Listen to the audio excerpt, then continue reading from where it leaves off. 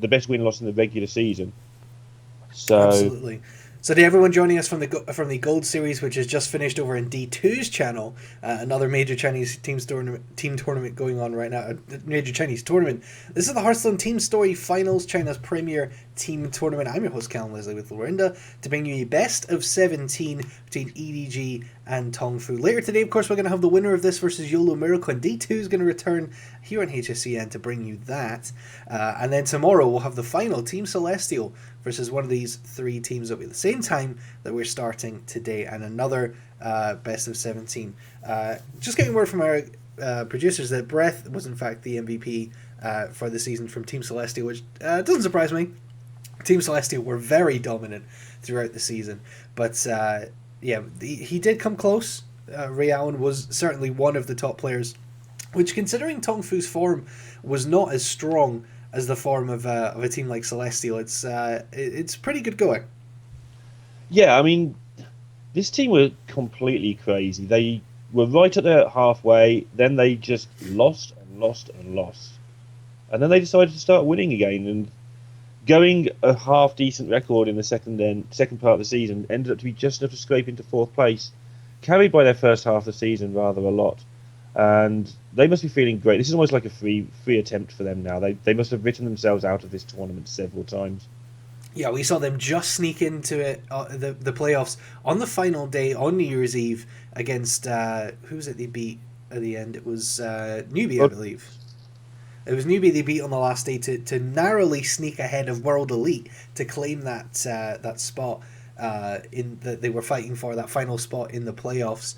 World Elite ending with a 7-7 record. So all those teams, I mean, the list of teams who have fallen out of this tournament looks pretty prestigious if you know anything about your Chinese esports. You've got World Elite, Vici Gaming, Invictus Gaming, and Newbie, four of the biggest franchises in China. And actually, the four teams who've made it, only one of them you'd consider or perhaps you might include TongFu, but EDG are obviously well known with it outside of China for international competition in other esports.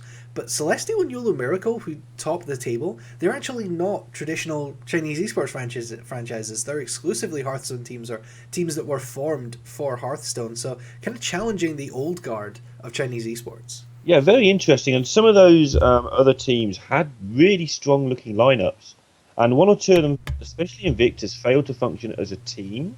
Yeah. And that's interesting. You'd think that the more established organisations would have a better infrastructure to sort of encourage the players to act well together, to get on well as a team, as well as be strong players. Because a lot of this was 14 weeks of playing with the same guys in like the same room. And anyone who's been with their friends in a room for any long period of time will vouch that's not always the easiest thing, as nice as it sounds. Oh yeah, I mean when Lorinda and I go to lands, we often fall out. Yeah, there's always that. There's always that going on, right? So, So the TongFu lineup you can see here on your screen, it's YLD, Season, Ace, and Ray Allen. And I have to say, just looking at the players that they've lined up here, I have to think TongFu are something of a favourite here, because I feel like EDG, they obviously have strong players in No Tomorrow and Nicholas, but the rest of the lineup have looked a little bit inconsistent. And for me, this is definitely the strongest TongFu side. yeah, I think it's closer than you just said, personally, skill wise. But these guys are just going to be not nervous, particularly, you would think. Like, having done what they've done, it's like every round now is just, hey, let's see what happens. And interesting to see that once again, the team captain Valera has left himself out of the lineup, and that was something we talked about on New Year's Eve. Was that Valera in that crucial matchup had said that because he has decks that he's very good at, which you might not be surprised as Rogue, and those are the decks he's going to play. But because he's so predictable, he doesn't like to put himself in these high pressure matchups because it gives the team that little bit more unpredictability and makes him a little bit harder to be picked off. And in a last year standing format, that's almost more important. Yeah, and in fairness to him, and it takes a brave man to leave themselves out of the side. I suspect he's the weakest of the five anyway. Yeah, Uh, you could definitely argue that. I think it's the consistency is a little bit better across the TongFu squad. You might argue that TongFu could perhaps be described as maybe the most consistent and levelly skilled yes, squad apart definitely. from Celestial. Yes, definitely. Like they just don't have any weak point in there. So I mean, a lot of these players, well, none of these players, I don't think many people here will have heard of outside of Team Story, but they are all proved themselves to be very powerful players. And I mean, YLD in that day where TongFu qualified, he played some terrific Hearthstone that day. I mean, they all did, but he just shows time and time again to be a really powerful player. Well, Wildy is going to be playing the Warlock and the Rogue. Season is going to be playing the Priest and Paladin. Ace is going to be playing the Mage and the Hunter. And Ray Allen, of course, carrying that burden of being a 3-deck player. He's going to be playing the Warrior, Druid, and Shaman. So not a bad lineup for Ray Allen. Certainly a lineup that is very playable. And it's kind of interesting to see, obviously we've been at this since September, to see how the meta has shifted since then. You know, specifically talking about Shaman. Shaman is a deck which is now considered strong enough to be played in tournaments. The aggro Shaman, of course, since the League of Explorers expansion, has been very popular on ladder, especially. But originally, when they were playing Conquest and you had to win with all the classes, for these teams, it was almost like, okay, whoever wins this match is whoever can get the win with Shaman. And the amount of times we saw these matches come down to a Shaman mirror was kind of ridiculous and hilarious, and it became something of a meme for us that everything was going to come down to the Shaman mirror. But now, Shaman is a class that people are looking at strategically as an aggro deck to pick off certain archetypes. There isn't really a weak class in Hearthstone right now. No, I agree with that, and I sort of alluded to it a little bit earlier with No Tomorrow's pick. I think Hunter in this format might be the weakest now. Probably is Priest. And like you say, if you say Hunter and Priest are weak, well, they're not weak. But if you had to pick the worst ones, I'd say it's those. And Shaman's probably just a little bit above those two now. And it changes the dynamic of these matches entirely, changing from Conquest to Last Hero Standing, which is a rather unconventional decision by the organisers. I have to say, it's not too often you'll see a tournament completely change format between rounds, but it does change the dynamic of these massive series. Because with Conquest, if you had, say, Hunter or Druid left as your last deck, say you in the best of 11, you won with your first 5, what you kept as your 6th deck was kind of important, because as long as you didn't lose enough to lose the series, if you could just sneak one win with that deck, you would win the whole game. Whereas now, if you leave your Hunter and say you go 4-0 up, and and your Hunter tanks a loss, well, your Hunter's out. You can't use that anymore. So there's no aspect of just plugging away with the deck for 3 or 4 games trying to get a final win, because the decks are dropping out at that point. Yeah, and it's interesting to me as well that they've gone with this format. I'm going to do that thing that casters should never do now and make sort of a prediction almost. But it seems to me that. And this is Breath here being presented with the MVP trophy and the 60,000 yuan prize. Nice work. For that, was he given the MVP, do you know, for getting the best record, or was it just because he's MVP? I think it might just be it might be best record, but perhaps we can get some clarification on that. It's around they had a list of the best players, but I don't know if they actually selected the top record. We'll get clarification from that. Around $9,500 that prize. Not bad for 14 weeks' work, I guess. Not bad considering he could still go on to win a share of the total prize exactly. with just one match and all the win. points they won along the way and so on, which were worth $600 at the time per point. Yeah, pretty good work from him. Sorry, you were saying? No, I was saying something really important, obviously. Oh, yeah, it's strange they made that decision to switch. Yes. Because Conquest usually leads to closer matchups. Last Hero Standing, if you can get one of your decks to maybe overturn a couple of surprise wins, it can lead to a snowball effect. So it'd be interesting to see what happens. Oh, apparently they just picked someone from the best player in the best team. So that's a little bit unfair. I feel like they could have maybe given it to a player not in Team Celestial. Yeah, okay, that makes more sense now. So, works like the Super Bowl where they just pick the quarterback of the winning team. 90% Yeah, exactly. Of the time. Okay. But yeah, so we have an exciting match, the best of 17 between EDG and TongFu coming up. We're going to go to a short break now, but don't go anywhere because the Hearthstone Team Story Finals are about to get underway.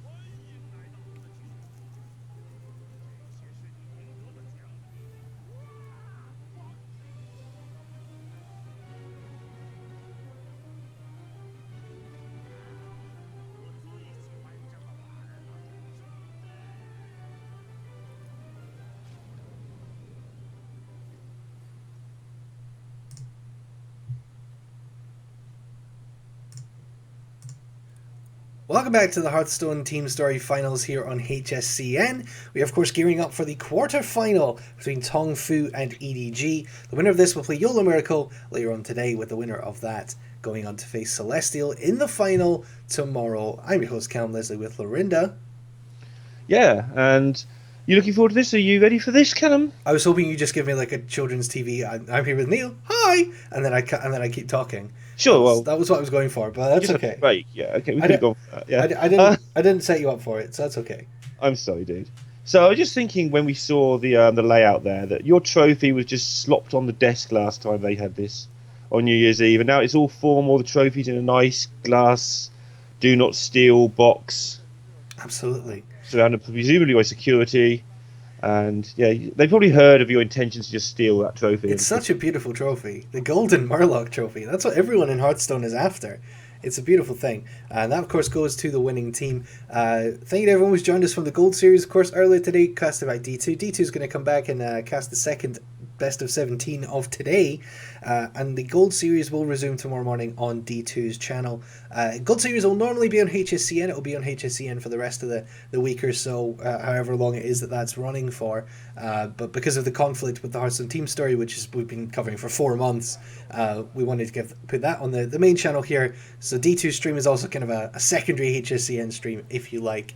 So you can see the class lineups there, and just to remind you again, the names from top to bottom on EDG, you have Yinny and Nicholas, Bing Xuan and No Tomorrow, and on the right for TongFu you have YLD, Season, Ace and Ray Allen. I have those left and right rather than right and left on my bit of paper. Have the way around, because what happens, they have them on the website the other way around. Show, and they always switch them over for the main show, and I still haven't learned to trust that they're going to do that. So I always write them left to right as well. So that's the thing. We'll figure it out. But yes, this is a best of 17 last hero standing match. And of course, the winner of this gets on to face YOLO Miracle tomorrow. So they have to play 2 best of 17s in one day. They have to win if they're going to get to the final. Only a fool or a hero would commentate on 2 best of 17s in the same day. So that'll be interesting to find out which. And tomorrow is the same time as now. Starting the final will be Celestial versus either one of these 2 teams or YOLO Miracle, who will play the winner of this later today. And then we'll have a much better idea of how the format feels after one match as well, of course. Yeah, as I say, it's going to be very different. They have been playing Conquest all the way through the season, and now they're switching to Last Hero Standing. So how that affects the dynamic of the team match, I haven't actually... I don't think I've ever seen a kind of really long series like this in a Last Hero Standing format. I've only ever seen the Archon Team League and the Hearthstone Team Story matches in Conquest. You can see the win rates for the classes for these 2 sides. Obviously, the interesting ones to note, I think Warrior is very interesting. You can see at TongFu a 15% better Warrior win rate, but EDG with a 15% better Warlock win rate. Also doing much better on the Hunter and Rogue, which are sub 50% classes for TongFu. Yeah, also interesting that these things have leveled towards the 50 as it's gone on. There were times when Shamans were like 19% and Druids were like 75%. And it's slowly narrowed up, and that order has been... It's interesting to see Warlock doing so well there, but the order's been kind of steady now for a while. One thing that will change today, I suspect, is that Freeze Mage has been insanely popular in this tournament. But with it being last hero standing, Freeze Mage is going to get 1 win, and then it's going to get countered by Control Warrior. Yeah, I mean, I think Freeze Mage is definitely a liability in this format. I don't think we'll see it. I think we're more likely to see something like Mech Mage or Tempo Mage. And showing you here the previous results between the teams as well. TongFu winning both matches between these 2 sides 3-0 the first time, which means they won the team match and the ace match. The EDG, it was winning 1 point in the second meeting. It was 2-1. Despite the fact they won 8-7 on the day.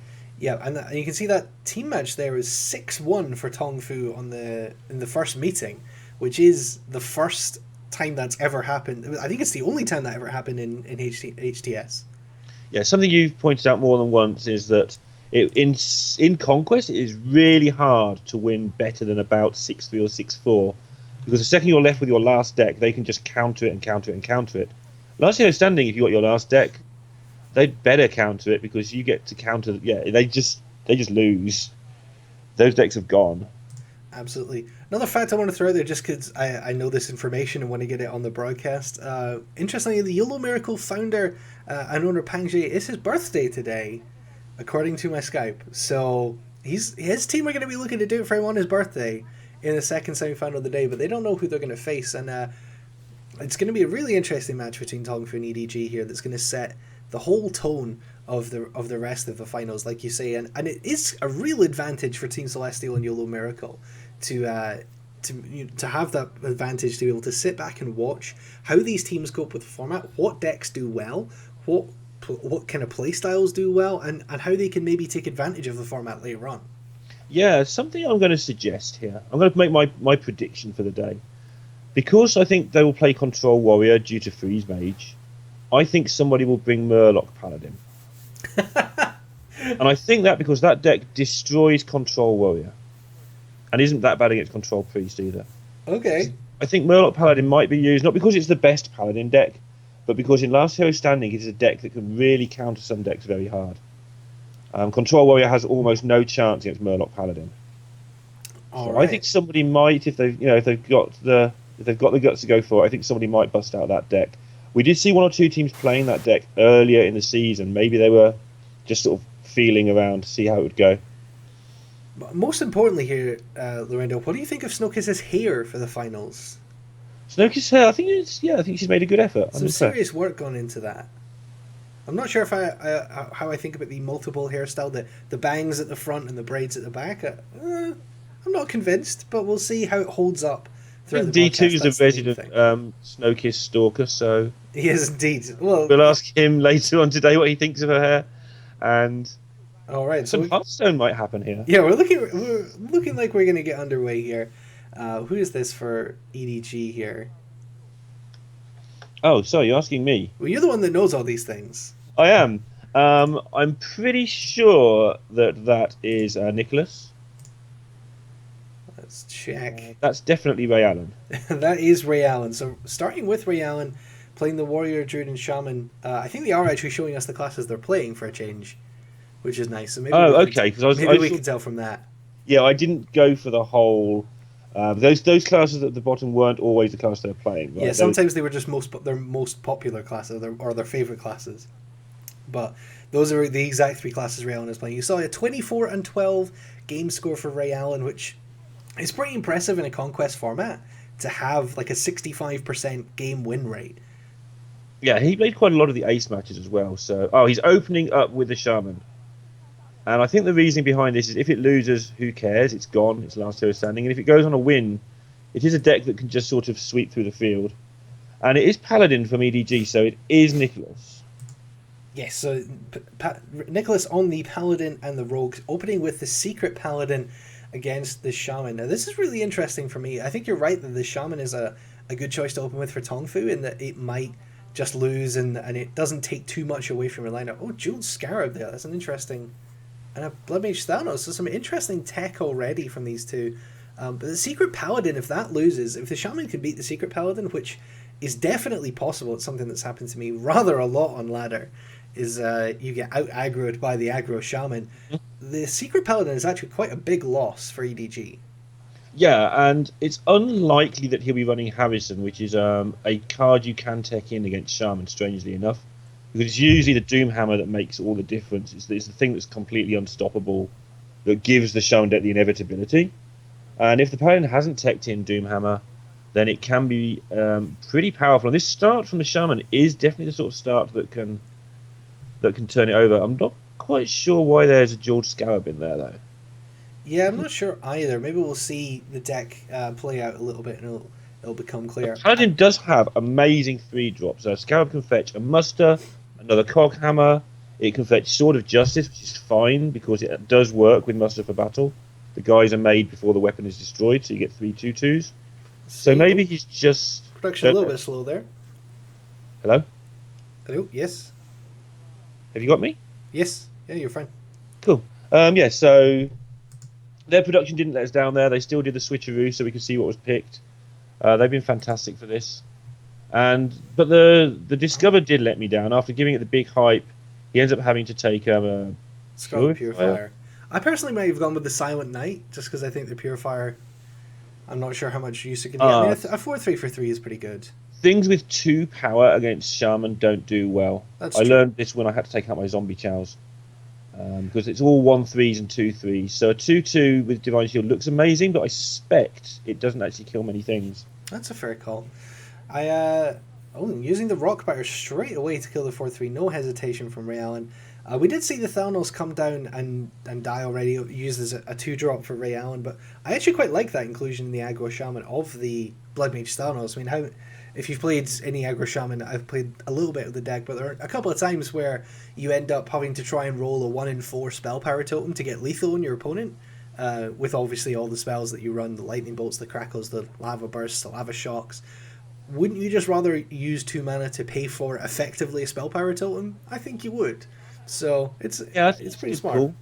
Especially sometimes you play Finley and you don't have any totems anyway. It sits behind these taunts. Looks, yeah, good call. I like it. Good decision to play that. Obviously, it's not worked out here, but I think... Yeah, and playing Lightning Storm as well, which is not super common in the deck. No, it's really weird. We used to laugh at Nightwalk, who was the first... He was playing this deck before Troll was printed. Yeah, he was just playing super aggro Shaman. He would win with it with Lightning Storm in his hand, and every time was the meme of, well, what's this Lightning Storm for? And then when the Troll came out, basically everyone took his deck, took out the Lightning Storm and put in the Troll, and job done. So it'll be interesting to see what Ray Allen's taken out, because he has got the Thalnos, he has got Lightning Storms.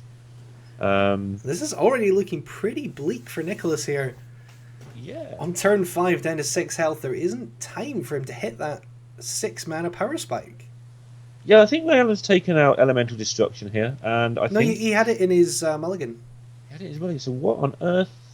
Yeah, it's, we will potentially see more of this deck. Yeah, well, it's looking like if Nicholas can't deal with this now, then we will, of course, get the opportunity to see Ray Allen again. And I'm just looking at this massive screen behind Ray Allen here. That is actually this game in progress. All right, well, Nicholas goes ahead and concedes on turn 5. The Secret Paladin, an early loss for EDG. Advantage TongFu very much in this match here. But this is another aspect of the change from Conquest last year standing that's really interesting. Before, with the Conquest, we'd see, obviously, players on either side would come in and out. You know, you can play whatever player you want at any time in the match. Now, EDG have the chance to counter the Shaman of Ray Allen, and Ray Allen has to stay where he is. Yeah, and that's another interesting thing I've only just realised about putting Ray Allen out first. He has got to play 3 decks, so if he does any good at all, and he's your best player in theory, so he's likely to, it's going to be a long old day. So get your guy who's playing 3 decks out there early, and win or lose, like it's part of his job done in a way. And Nicholas actually staying here and going straight for the Rogue. So this is interesting to me again for what I say about resting players. It's going to be a long day. If Nicholas loses here, that's him out. So, and that was a quick decision to stay there as well. I'm just wondering if this I'm just wondering if there's a rule we don't know. Yeah, that's exactly what I was going to say. I'm wondering if this is a rule that they do have to play all their decks before they leave, or if it is an active choice. We'll see how it gets the Hunter hero power. Ray Allen just checking the board, see what the state is. Of course, it's turn 1. His opponent hasn't played anything yet, so. And just got all the burn. He's got the way of unlocking the mana crystals. Has the card draw as well, which I suspect we might just see Ancestral Knowledge here. Ancestral Knowledge. I think we might see on turn 3, so he can unlock the crystals on turn 4, maybe. There's nothing else to do this turn, so he's just going to hero power if he doesn't, I think. Might Lightning Bolt face? No, he'll hero power because it does the same damage. It does 1 less damage and saves a card, so yeah. I think he hero powers, then turn 3 I'd expect the Ancestral and the Lightning Bolt together, and then he can unlock the crystals on turn 4 and play whatever he draws from the Ancestral. On the other side, this hand from Rogue, he can control the board, but you don't want to take too much face damage here. So this is the problem with Rogue board control. Is all the Rogue's board control, apart from Eviscerate and Blade Flurry, the stuff like Deadly Poisons, which are good, for early game control, you take a lot of damage. Yes. Again, it makes me wonder what the rules are here. I think he's going to cast the Ancestral now. He'll also want to be fully unlocked for turn 5 with this Azure Drake, by the way, to go alongside that Blood Mage Thalnos. Okay, So so he's just getting confirmation. This is the rules to do with this are you do have to stay and play both your decks or all three of your decks, and you don't leave until you lose with all your decks. okay. So that makes more sense and makes this format even more mind-boggling as well. I wasn't prepared for that. I'll sort that one out during the course of the day. And now we get to unlock these mana crystals and play more things if we want to.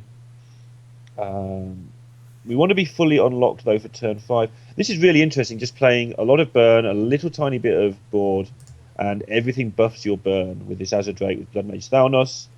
We've got Lightning Storm and Elemental Destruction to keep the way clear. And I just see the this is, Rockbiter here to clear this up.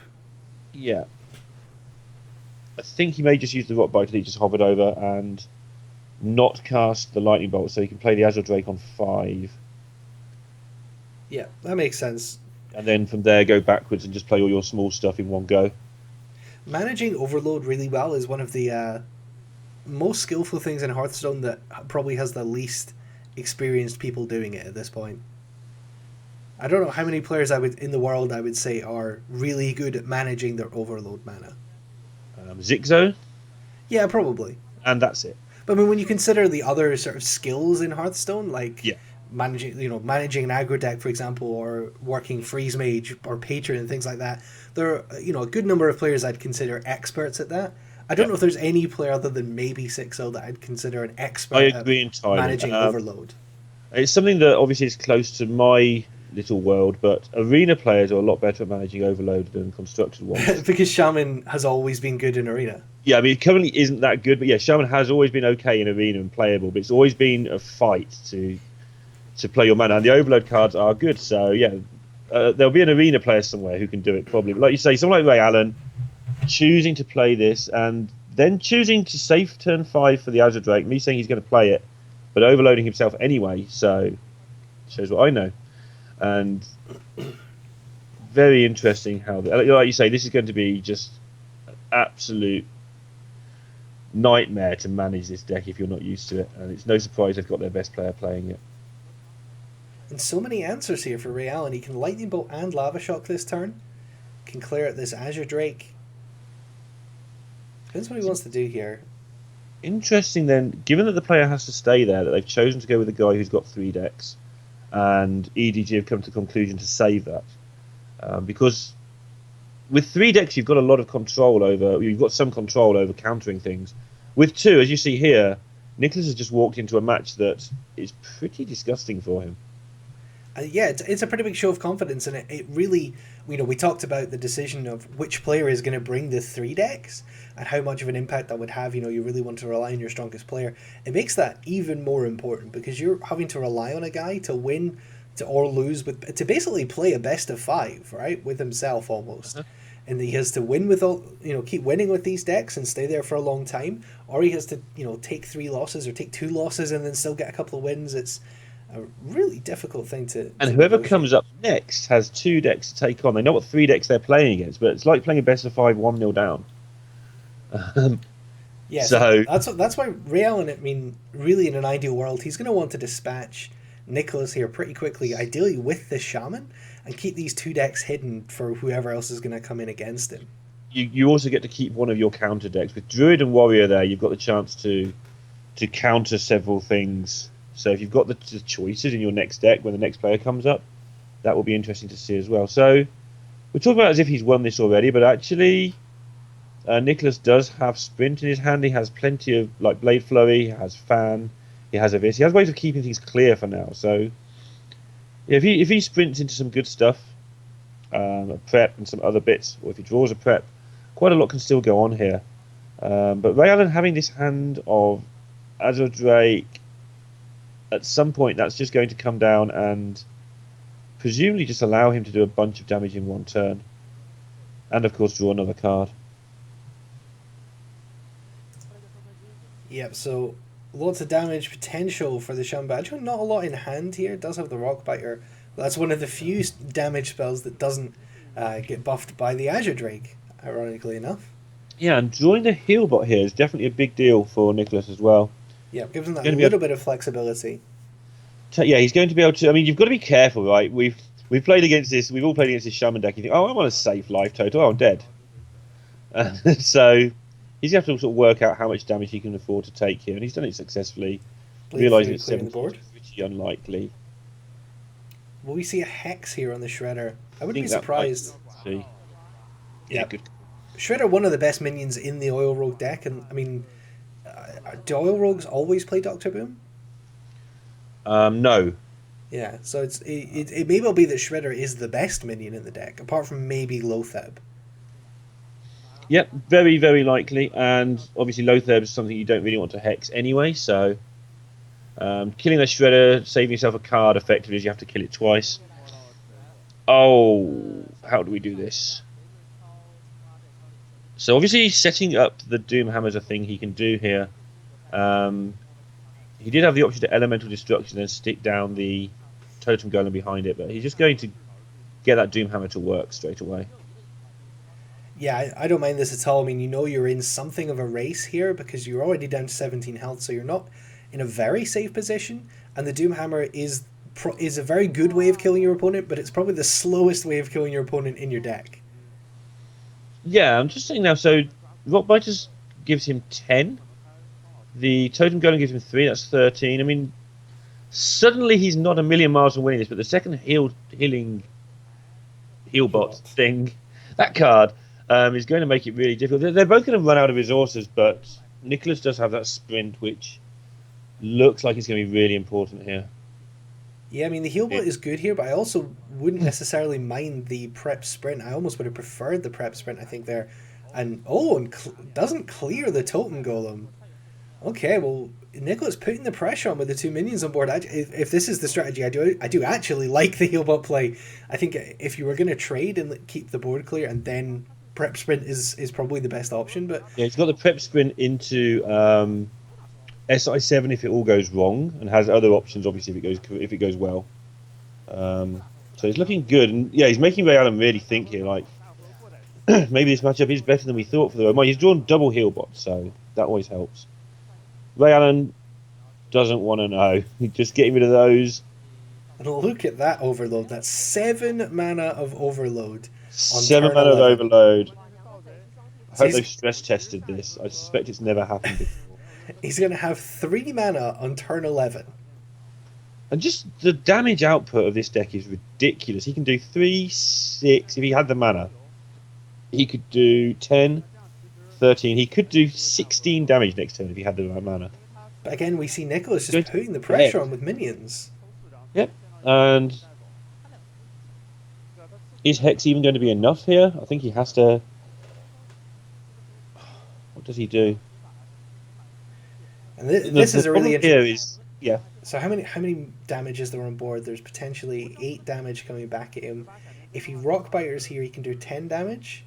But then he can go on. Sorry, yeah. I think the Rockbiter and Hero Power might be the best play here because you put your opponent to 8, and then you give yourself quite a lot of draws to win there.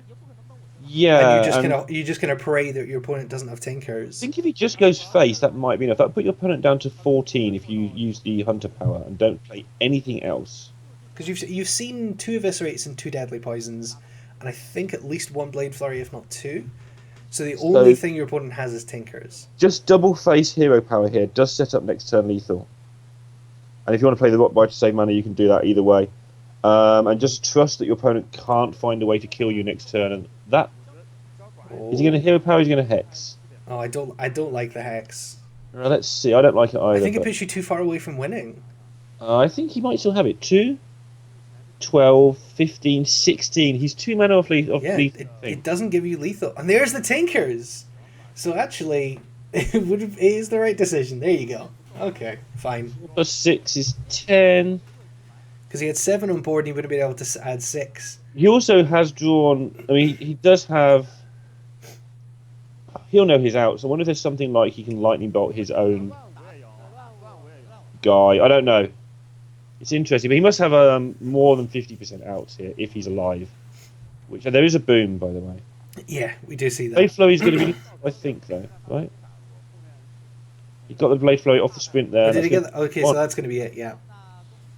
A little bit out of sync here, so we saw the card rip out of hand, I think, before we actually saw it come into hand. But yeah, that is going to be it. The Shaman is going to lose. The Rogue picking up the victory a little bit close there in that matchup. Yeah, pretty good match. And it turned out to be the right decision for Ray Allen to play a little bit defensively there. Though I might have favoured a more aggressive approach just because, there's a chance of things like Tinker's Oil, Blade Flurry, and of course Sprint in the deck. And it turns out Ray Allen Nicholas had everything he needed to win that game. So Ray Allen has the choice now between Warrior and Druid, and they're both good against Rogue in my opinion. So. Depends what warrior he's playing to some degree, I guess, but he's just going with Druid. This is that matchup that we always talk about, that Rogue players still refuse to believe they can't win, but everybody else thinks that Druid is favourite. Spectral Knight and Sylvanas in this Druid deck, which are not always very common. This could be potentially quite a greedy Druid deck, and that actually might serve him quite well against the Rogue, because if he has more minions that can stick on the board, particularly a Spectral Knight that's really good against Rogue, it can just frustrate and run out, and the Rogue can run out of removal. Are we going for a turn 1 Spectral Knight? I think we are. Interesting. I mean, against Rogue, this is pretty great. It is pretty good. I'm a big fan. I mean, Ray Allen will be better at Druid than me. I'm a big fan of when you burn 2 Innovates, of getting them back with your Ancient of Lore, but like you say, this thing against Rogue is... You can't backstab it, so you have to set up your weapon. It's going to take you time. You're going to take 12 from this thing, just like that. Yeah, I mean, there's so little you can do here. I mean, Sap would be pretty devastating, but you can't target it. So the Spectral Knight is really good in this matchup. Yeah, you can't give your SI7 combo, but you need something to challenge. I mean, you can Burn prep prep. SI7 agent, right? And use your prep as a backstab. You can prep SI7 Eviscerate Face. Yeah, just what we all like to do, right? That's just a standard rogue play like that. But yeah, the Spectral Knight is so good in this matchup, and this is what we see, the counters coming in. And we saw Ray Allen's skill with Druid last week in the Druid versus Druid mirror, where his opponent got all the big stuff start, all the wild growth, the innovate start, and Ray Allen just ground him down. So this is a deck that Ray Allen is very comfortable with. How frustrating is that for Nicholas? Double Eviscerate, SI7 agent sitting in hand, but can't really do anything with them to clear the Spectral Knight. This is where you tech it. You play on ladder and you're just swearing, why do I play the guy who plays the Spectral? What's he doing with that in his deck? Why the day that I'm running Oil Rogue do I run into the guy playing Spectral Knight Druid? Yeah, exactly. That's every day on ladder for me. I don't know about you. Sorry? That's every day on ladder. Yeah, that's just every day, right? Yeah. I think it is for everybody.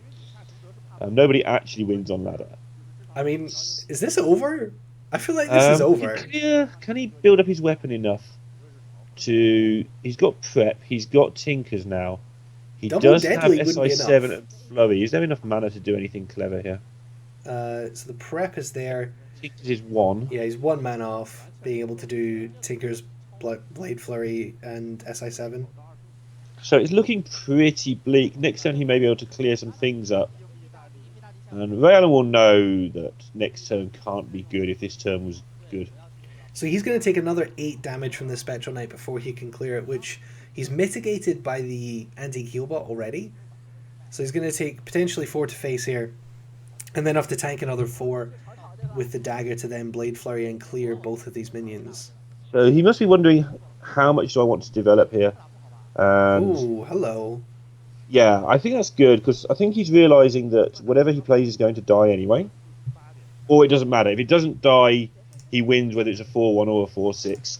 And if the Spectral Knight can be dealt with, then he realises that this is a 4-6 was going to die anyway, and he doesn't want to play nothing. So I think he's decided to just do it this way, because he knows that his only bad card for him is Blade Flurry here. So why not have a 4-1 or a 4-6? Either way, who cares? I think that's his plan here. And it does protect the 4-6 if there is no way for Nicholas to get rid of the 4-6. So I like that play. Yep, so Tinkers and Blade Flurry is going to clear this board finally. But at what cost, Lorinda? At what cost? What cost? Well, this heal, how is he going to get time to get... Oh, my goodness. That is a Web Lord. It's gone. Okay, good.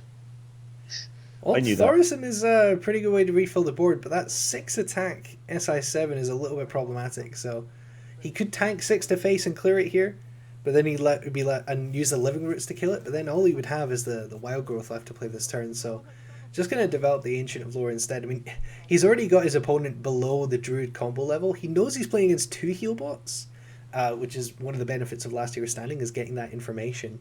So he knows that at some point there is a second heal bot, but if he can either combo before that or beat that down that 8 damage and then combo him, he's in a really good position. Yeah, and he's just to show he's playing the living roots. That usually now means that people aren't playing Aspirin. Not always, but that's like the latest thing. So he's going to need to get some stuff here. Yeah, interesting that the Aspirin is out of favor in China as well, because that's something we've seen in particularly NA. A lot of players like Firebat and Purple saying that they don't think Aspirin's very good anymore. Sottle in the EU saying that it's not very good as well, just because people, mulligan against it and then you lose it really quickly and it's terrible in the late game, which is fair enough. And I've cut it from my own deck, so it is something that a lot of people are taking out. But yeah, with the Spectral Knight, the Sylvanas, and the Living Roots, I'd be pretty confident he's not playing it. Yeah, definitely. Like you say, one or the other maybe, but we've seen several things now. So, what's the best play here? Do we have to get rid of the SI? I think we do. And then, do you want to take 6 to get rid of it, or do you want to burn your living roots, or do you want to just go crazy and play Thaurissan and assume your opponent will deal with it? I think you want to play the living roots and clear this here. So use the keeper and the living roots to clear this up.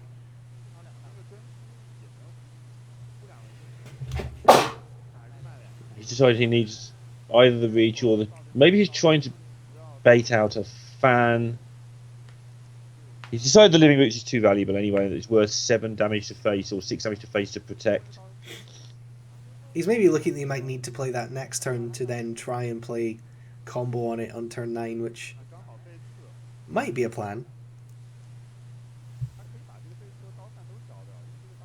There's a prep dagger deadly poison option to kill this here. Fan also does the job thanks to the spell power. So yeah, we're going to see the fan here. Okay, so Rayan can set up lethal. Oh, Lotheb. Lotheb's going to, Lotheb's just going to end this, basically. Oh, this is a game that we thought was over thanks to that turn 1 Spectral Knight. Well, so one of us thought it was over, potentially. Yeah, I mean, it's 12 it's just damage. Turned all around. And the double heal bot has really saved Nicholas in this game here. Yep, and I don't see any outs for Rayan here. Even if you can see his opponent's hand, I think he's struggling here. Because the Lotheb just shuts down any kind of win next turn. He could clear with force in his face here, which would put him down to 10, and rely on drawing into all sorts of things. That's a way that we can see that he can survive, and he may have to do that anyway, because everything looks pretty ugly to him from where he's sat, I should think. His other play is probably to play Thaurissan, not expecting the Lotheb, and hope to top deck a second Savage Roar. Yeah, clearing the board is an option. It looks like that's the option he's going to go with. Yeah. And again use the hero power over the living roots. Yeah, he's going to use the living roots now. He's going to stop being a little bit greedy with that living roots. Yeah. It's interesting. Like, if your hero power's there, then he does at least have a living roots to combo with a Savage Roar. But like you say, he's getting a bit low on life, so not where he wanted to be. And that sets up lethal for next turn. And there's no way out here for Ray Allen. Unfortunately not. So Ray Allen, after starting so brightly with that Shaman taking out the Secret Paladin, is potentially going to lose Druid here, which has been one of the strongest decks all season. And one of the weakest decks all season has been the Rogue. And this Rogue has no particular tech. It does have the double heal bot, but that's about it that we've seen. I think the double heal bot does feel like an anti-aggro tech for sure. Yeah, there's been quite a lot of aggro in this tournament, and that makes sense with your weakest classes to be aggro decks as well. It's just how the format works to give yourself some sort of chance. But yeah, the anti-aggro tech for the double heal bot, so it's a little bit more like Dog's list than, say, somebody like Mr. Yagus, who plays things like Sludge Belcher instead of the heal bots. So 2-1 to EDG, and that just leaves the Warrior for Ray Allen, which is another good matchup in fairness. Yeah, this is a really unenviable position for Ray Allen here. One of the players, as we said, who's been a star all through the season, one of the strongest players in the league. He now finds himself at 1-2 with two decks down. You see the Druid and the Shaman, just the Warrior left. One game with the Shaman. You can see the teams there strategizing, watching the games, which is a really important part of this, is the ability to communicate. And there is a huge difference between something like Archon Team League, where the players are communicating, but they're, at least not in the finals, they were remote from each other in the initial weeks, whereas all these teams have been coming to the studio physically every week. And it's meant that we've seen a lot more strategizing, a lot of maybe... We did see some disagreements. We sure did, which I love, of course, because I'm like the gossip merchant, so that's fine by me. We saw Whirlwind there. This might be Patron from Ray Allen. We'll see what it turns out to be. It could well just be a Whirlwind in Control Warrior, but that would seem a little bit unlikely. Yeah, looks like Patron, which would explain why he didn't pick it, because I think it's slightly worse against Rogue than Control Warrior. Or Control Warrior is ridiculously good against Rogue. Yeah, it's definitely worse against Rogue. So that would explain a lot, and still like it though. And this hand's fine. He has the axe to make sure the board doesn't get out of control. He has the Armor Smith to get the armor. He has the Slam to draw cards and keep things going. And on the Rogue side, he has the hand you would want as well. He can occupy the board. He's got bits of combo. He's got a sprint for later. I don't think either of these players will be upset with their hands right now. What do you think of the decision to armor up over playing the Armor Smith on turn 2? I like it. I think that one of the ways that Rogue fails to beat you when you're a warrior of any sort is they just run out of stuff. And so if you start armoring up as early as makes sense, then getting that armor up to make the Rogue not have enough damage to be able to kill you is one way to do that. And I guess when you're playing Patron as well, another way to build that armor out of reach is to hit a huge Armor Smith turn on like 4 or 5 minions. Yeah, especially if 2 of them are Armor Smiths. Maybe he's saving to get both down at the same time. And the Frothing Berserker pretty much confirms this is Patron Warrior. Mm-hmm. Now, he didn't choose to play the Armor Smith here either, so it does look like he's saving up to get them both down at once. Or something, because that would be a turn where it would be more likely they dropped it. Oh, such good answers here from Real on the Slam and the Fiery War X to get rid of this Violet Teacher. Draws another card. There is the Patron. Definite confirmation, because there is a Patron. Of course, the Patron's not so good against Rogue as they are against some classes because of that Blade Flurry. But it's still okay. And I mean, he's comfortable with his matchup. He's making decisions that don't look particularly easy really quickly at the moment. Stuff like he knows what to do with these Armor Smiths and so on. And interesting that Nicholas has managed to keep both SI7s in hand. More answers here from Real on the both sides Taskmaster as well.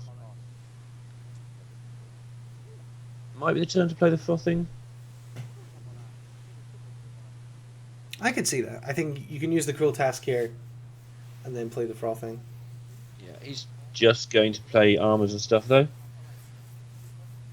So this is now some defense. If you're going to go for Patron next turn, it means if you Patron Whirlwind and your opponent wants to flurry, you're going to gain like 6 armor or 5 armor or something. You can Patron double Whirlwind, in fact. Turn 7. Double Whirlwind would give him 4 patrons. You gain a load of armor, you gain a load of patrons. Sure, why not? It is a little bit all in when your opponent's got Deadly Poison and potentially Blade Flurry. So it is, but it gains you so much armor that I suspect he'll be tempted anyway.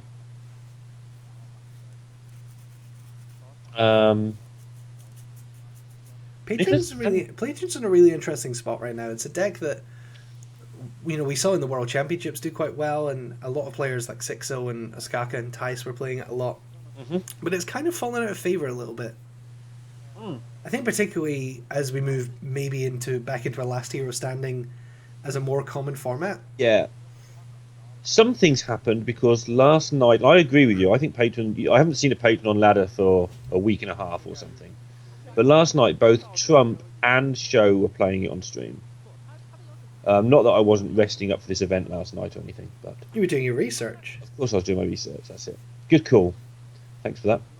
Yeah, but they were both playing on stream last night, so I wonder if what you just said is the thing, is that maybe players are realizing in last hero standing this is actually a deck that's worth playing because it can just keep winning. Whereas Control Warrior has got slight weaknesses, as I pointed out earlier. Things like Murloc Paladin in last hero standing, whilst it's not a traditionally good deck, is a deck that just destroys Control Warrior. And so Control Warrior does have hard counters now. And what do you do here for Nicholas? You've got so many options. Both players have got so many options. That's Yeah. Well, Nicholas is part of this. Someone asked in chat, why does the player on the right have 3 decks and the player on the left have 2? That's because it's a best of 17 with 4 players on each side. 3 players on the team are playing 2 decks and 1 is playing 3. So Ray Allen is carrying the 3 deck can for TongFu, while Nicholas only has 2. Yeah, so one of the EDG players, which is No Tomorrow, will later play his 3 decks. They chose to save him for later. And as nobody's ever played this format before, it's going to be a case of who works out the format better with things like when do you play your guy with 3 decks, that sort of thing that does end up winning. It's going to give a big advantage to Celestial sitting in the finals because they get to work out all the strategies by just watching. Yeah, you're absolutely right. That is something that we can't overstate enough, I don't think, is that this is a format which has pretty much never been played, right? I don't know if any tournament has ever played this format, the best of 17, last year was standing with the, multiple players in a team match. I don't know if this has ever been done before, so there's nothing to base your decision making on at this point. Yeah, I mean, I'm loving it because I've whined for 18 months, as long as I've been playing Hearthstone, that I would like the World Championship finals to be best of 17 or similar. I'd rather it be best of 17 than best of 5 when it's playing for such a large amount of money. Yep, I would definitely agree. One of the formats that I'd really like to see is something to do with bringing all 9 decks. It doesn't necessarily have to be best of 17, maybe best of 13 with 2 bans, who knows. But I've wanted to see this, and now we're seeing it, and it is complicated. It's really complicated, or it seems that way at least at the moment. Being a little bit careful with hedging my bets there, as that's what we saw with Conquest when we all said, oh, it's really complicated. And drawing that innovation to clear the board, but pretty nice. Blade Flurry would be devastating. He has Prep Sprint to draw into it as well, so yeah, probably go looking for it, because if he doesn't draw it, it's devastating the other way as well. He has 1 sap, 1 backstab, which is no use. Well, he can kill the 3/2 and one of the 3/3s, so he'd leave a 3/1 and a 3/3. So he has that as a fallback, and he can sap as well. So could just leave a 3/1. Oh, notch is massive because now he can backstab and fan as well. Yeah. He can double backstab fan here with the Thalanos. Such a good draw. And he can keep his weapon ready for the other patron, which is in hand. He's just deciding whether to keep his weapon or to just finish it off with his face. I think he definitely used the spells here. And obviously he has to decide before he plays his fan, otherwise the patron will spawn another patron, which is why he's pausing now. Because that pause does tell Ray Allen there is another backstab. And yeah, so board cleared, 4/1 weapon protected. Patron deck doesn't have, it's not the old school patron where it only has 3 or 4 win conditions, but it doesn't have many more. It still hates having its patrons cleared up like that. Right. Yeah, being able to deal with the patrons easily, even though it's a slower version of the patron, is still a really good tempo swing. And there's Dr. Boom there as well. Ray Allen hasn't seen that Dr. Boom yet, so he's going to go with plan B, which is get lots of armor and don't die to the rogue, and try to keep making the rogue have to kill things to use up its damage. And that Dr. Boom's going to surprise him, I think. It's not a totally unheard of card or anything in Rogue. It's a pretty common card in Rogue, but because he hasn't seen it, yeah, he's counting cards there. So, or somebody is. I think it's Ray Allen's pointer we see, and counting cards there means he's thinking about how much damage is likely left, how much longer do I have to last. And so I think we'll see Ray Allen try and find a strategy now which involves armoring up a lot. And just winning through fatigue, because you win that war. When the rogue runs out of damage, the warrior does just win. Yeah. When the rogue can no longer win, the warrior wins. That's basically it, yeah. So, and that's what he's down to here. Tank up resident sleeper. Yeah, at least it's not control warrior. Well, control warrior would be quicker here, because if he had the tank up, the rogue could just give up. But As it is, the Rogue is in with every chance right now. It's Ray Allen who has the issues. And there we see Harrison, which is problematic for him because he would like to see the weapon, the dagger, be buffed before he kills it with Harrison. But he would dearly love to draw 2 cards right now. So Yeah, he's I think decided he's that just gonna have to do it. He's just gonna have to play it as a 5-mana 5/4, draw 2 cards. and he's used both whirlwinds, so that makes this awkward as well. Interestingly, he quickly identified that he needed to draw 2 cards, but not what he was going to do next. And that is something you have to do with these slower, more thoughtful decks. Is sometimes you just have to decide, I don't know what I'm doing yet. I need to see those cards and just play the Harrison pretty rapidly, and then make out your decision after you see what you draw, rather than trying to sort of tell the future.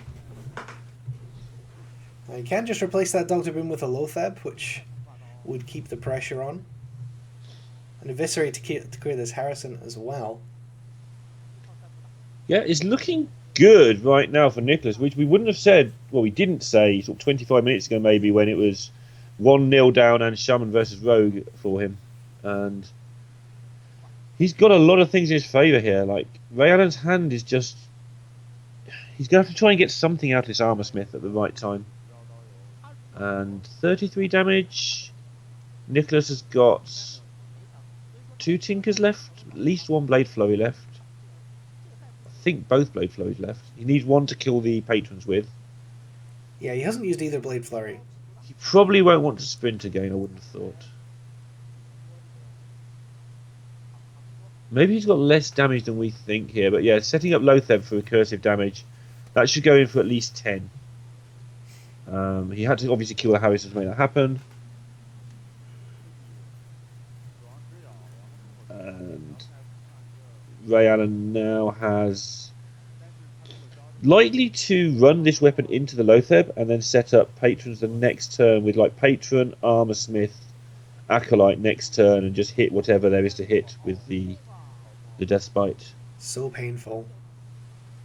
Choosing not to play the 3/3. So next turn he's going to play that to defend things with, by the look of it, as a 3/2. Yeah, I think that's okay. But there's the Flurry.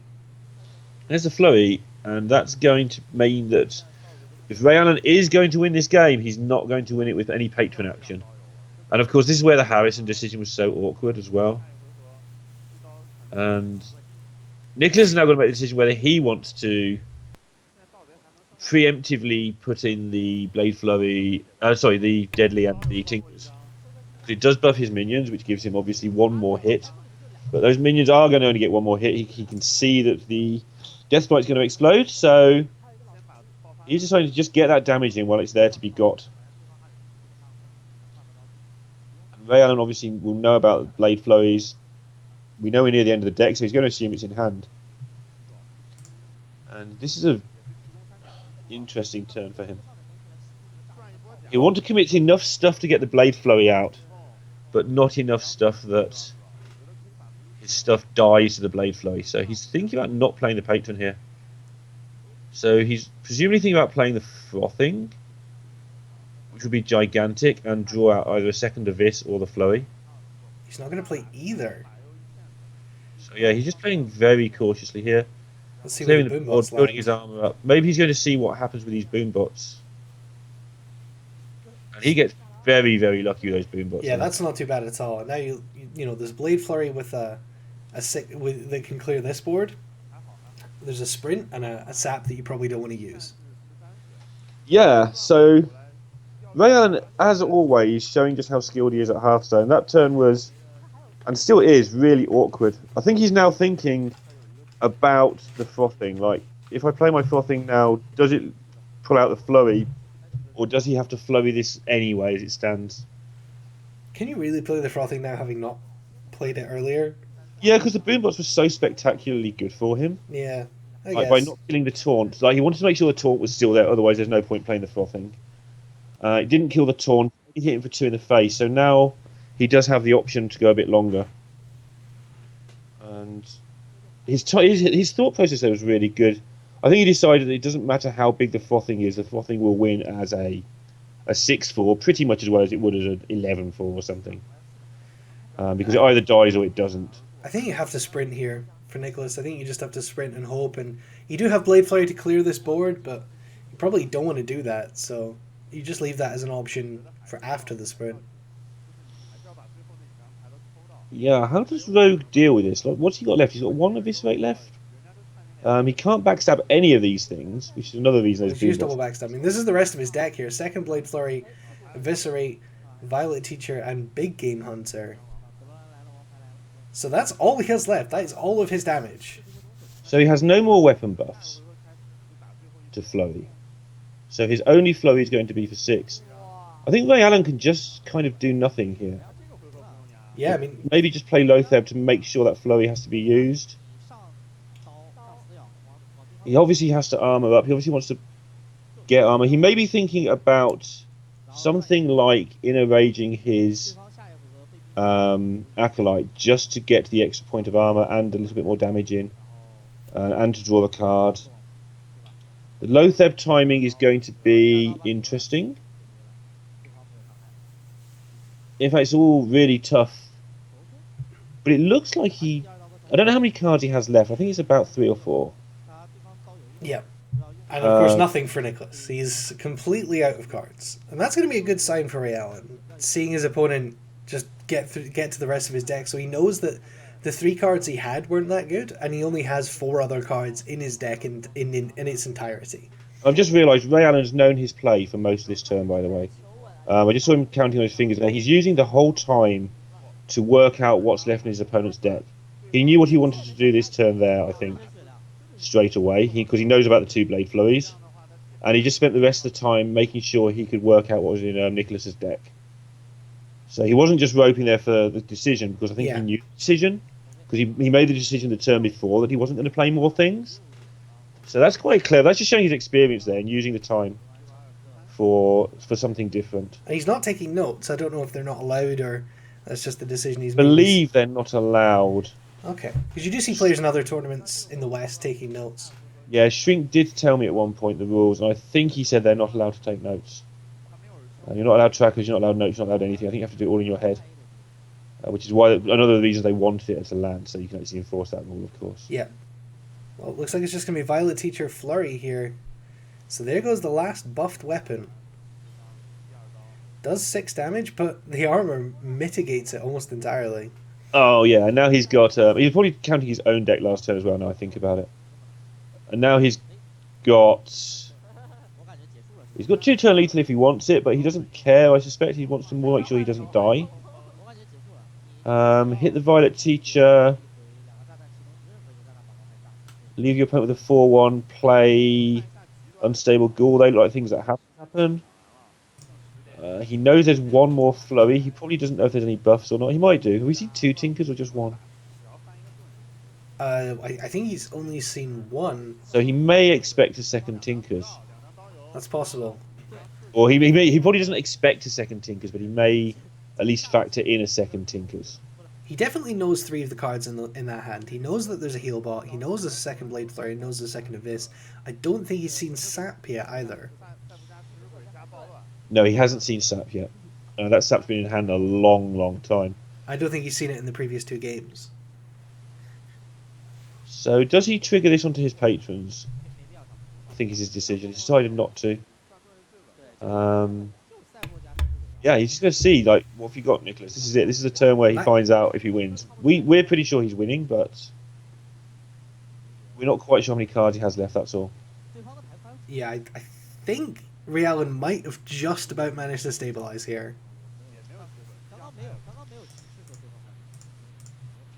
Yeah, because he's got the boom for a very, very quick finish as well. It's not like he's going to worry about the fatigue.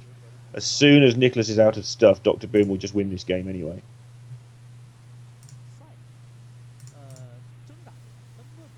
And Nicholas now just basically out of stuff. Yeah, I mean, what can he do here? He can sap the Lotheb, but then the Lotheb just comes back down again. Yeah, and that's what we're saying right at the start is, just make sure, not just make sure, it's not been simple at all, it's been a really, really good play. But the only way that the warrior can win when the patrons are gone is to not to not die and let the rogue die itself, basically. Yeah, I mean, Nicholas So just has to go face here. So we know there's 2 cards left. And Ray Allen knows that he does have to play defensively just because Nicholas is going to be going all face. But that unstable It's lethal. ghoul... 5, 9, 10, 13. That's lethal for Real next turn. Because of the 3 fatigue. Yep, that's going to be it. So Ray Allen snatches victory from the jaws of defeat there. Wow, what a series. And 2-2. And that's Nicholas. He did well there to go 2-2, to be fair. Ray Allen's just left with the 1 deck, which can be instantly countered by EDG. But their player that countered it has to stay there for all of their decks, which may mean that they don't pick a natural counter to the warrior. So EDG has the priest and the shaman of Yinian, the warrior and the mage of Bingshuan, and the druid, warlock, hunter of No Tomorrow. And you can see they're just talking and making these decisions here and now. So you wouldn't have thought they'd put up the warrior and the mage. Let's say it might be freeze mage. It might not. It's really hard to tell. What's freeze mage like against patron? Actually, you'll know better than me. It's a difficult matchup because you can just die from any position. So if you don't have your stuff line up in exactly the right way, you can just die. But equally, if you can get into your freeze and your Antonite and your Alexstrasza, and I mean it's a very difficult matchup against warrior full stop for freeze mage, right? But yeah, it's not impossible if you can freeze all the right stuff and clear all the right stuff. But the patron's definitely favored just because it's the warrior class. Interesting that they're discussing stuff here.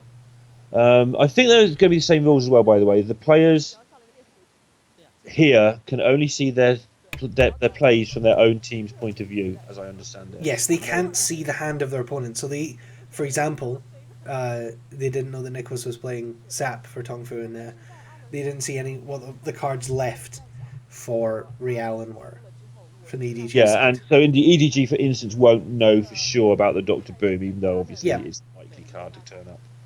But they haven't actually seen it. So you wouldn't think that Bing Zhuan would come out with Warrior and Mage. The fact they're thinking so long means they probably don't want to put No Tomorrow out there with Druid, Warlock, and Hunter. That's not a particularly good lineup anyway. So Yinian's Priest and Shaman?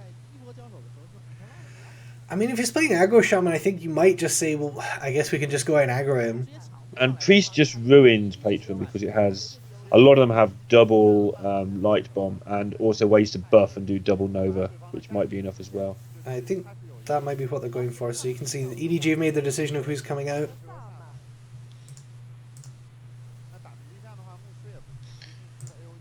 We'll check what this is when we see his classes. Yeah. And Ray Allen's just been sitting there this whole time. And Ray Allen can't talk to his team. Yeah, he did go... We saw him with the team, I think. Did we? Think so. Okay, so he might have been allowed to go backstage at this point. But he hasn't been able to talk to his team up till this point. No, sure. Yeah, I think... Yeah, but it is Yinian with the priest and the shaman. Yinian, it's cool. And you can see, comparing the 22 and 11 record of Ray Allen before coming into this, Yinian's coming in 22 and 22, batting 500. Batting 500. A lot of the teams are batting about 500 just because Celestial murdered all the bad teams. And any team that went 500 basically came in the top 4. So it's not quite as bad as you'd think. It just means that you've gone something like 22 and 6, and then you played Celestial twice. Probably not quite that bad, but you get the point. That trophy does look gorgeous, right? It's pretty nice. What do you think of the setup there, Callum? It's nice. I mean, it's not exactly a big arena like you see in other Chinese tournaments. It's kind of a smaller studio feel, but it's pretty nice. I like the screens in the booths there, the nice big screen behind. They do like to have giant card backs on display in Chinese tournaments as well. Sometimes it's just the rainbow one if the ladies are playing, but because these are men, we've got other card backs there because they don't just like the rainbows. Right. So they like every card, apparently, according to the Chinese production team. Yes. Well, they like the Fireside one, the Emerald one, and the Rainbow one, and the Pandaria one. Everyone is something temple, but I don't know my WoW lore well enough. Those are, I think those were the first 3, right? I've got the green one. I don't know when I started playing. That was my first one. The So yeah, Pandaria one was definitely the first seasonal one. so it probably was the first 3 then. Yeah. Working out the important stuff here for you on HSCN. Well, we're just waiting for these guys to start and giving you guys some trivia in between. So I'm assuming he's playing some sort of control priest here. It could even be dragon priest with lots of removal. It's control priest. It could still be the thing people are calling mid-range priest, which is like the slowest mid-range deck you've ever seen. But yeah, it's something a friend of ours in the UK scene, Raven, was playing on stream a little while ago, and it helped him get to rank 1. Was just a priest that basically has no threats of its own. It just plays double Entomb, all of the control, double Light Bomb, double Entomb, plus double Occanai Circle, and you just the game plan is to Thought Steal and Entomb your opponent's big threats and kill them with them. Seen that deck a little, and one of the problems with it is when your opponents are used to it, what happens is they just stop playing big threats and overwhelm you with like 4/4s and 4/3s, and you have to eventually entomb something just to get a win condition, and then they drop their big guy. It's also not that good against Patron. It's also not that good. Well, you've got the double light bomb, I think, is the thing.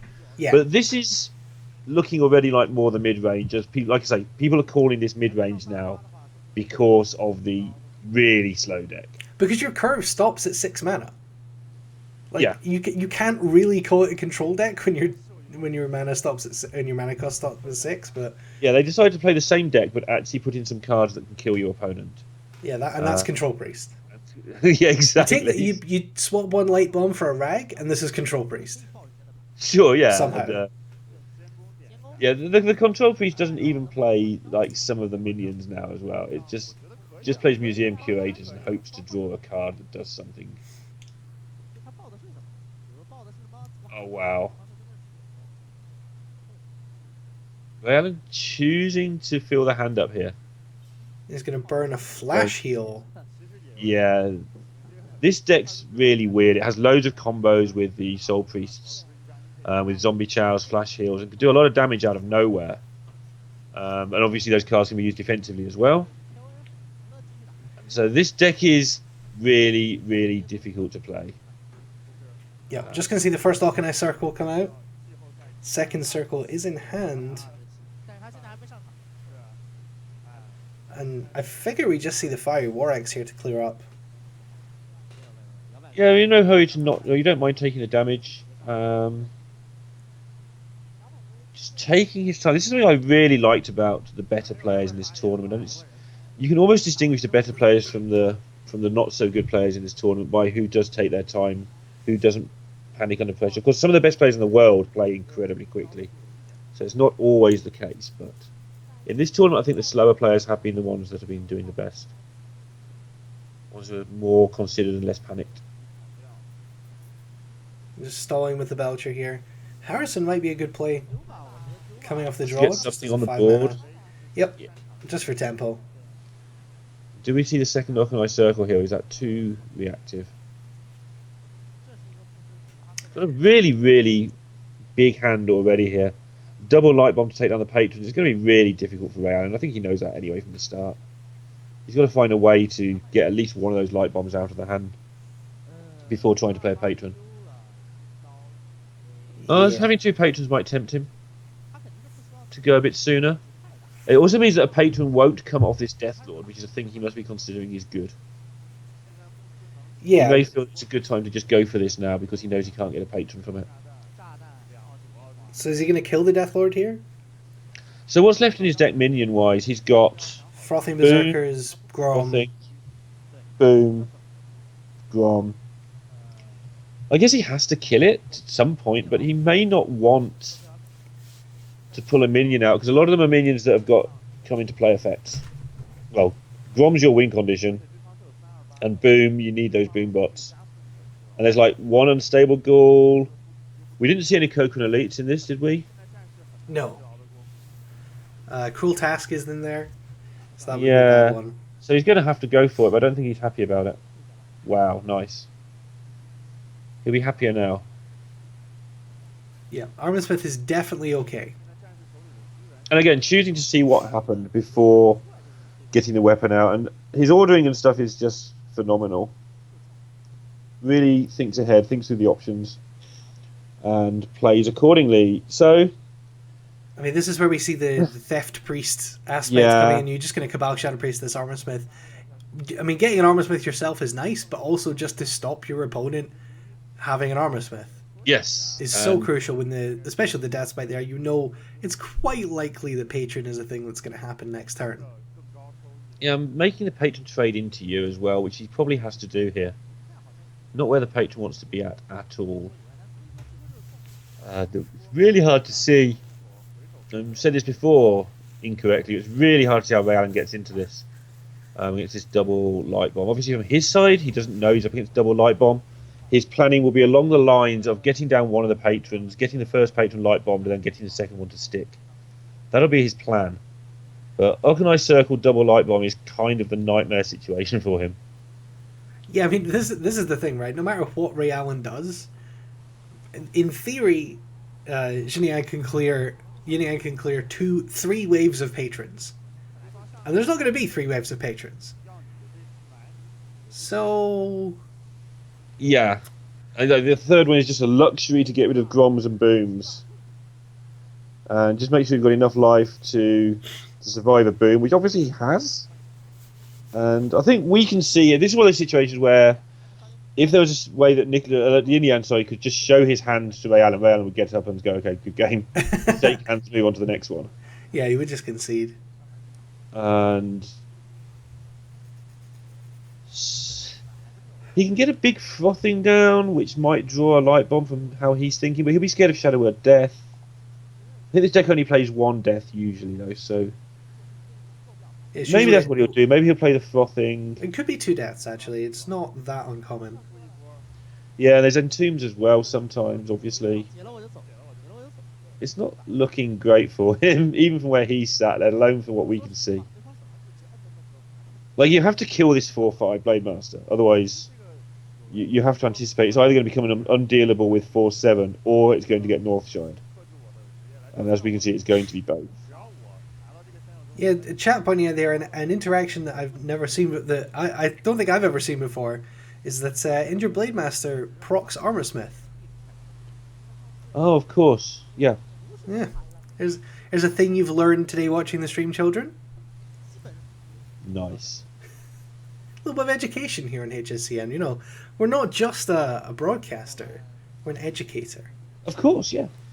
Soothing voices, educational, and broadcasting all at once. What more could you want from HSCN? I was going to say something was ripped off the top there and targeted from the side. Yeah, it's like we don't get to see it, but it's in Tomb, obviously. Yeah, on the frothing, pretty good. Especially when there might well be a second pyro in the deck.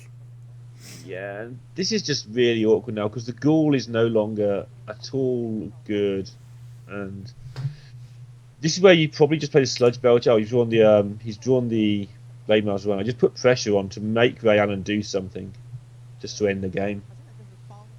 Because 5 a turn here is plenty.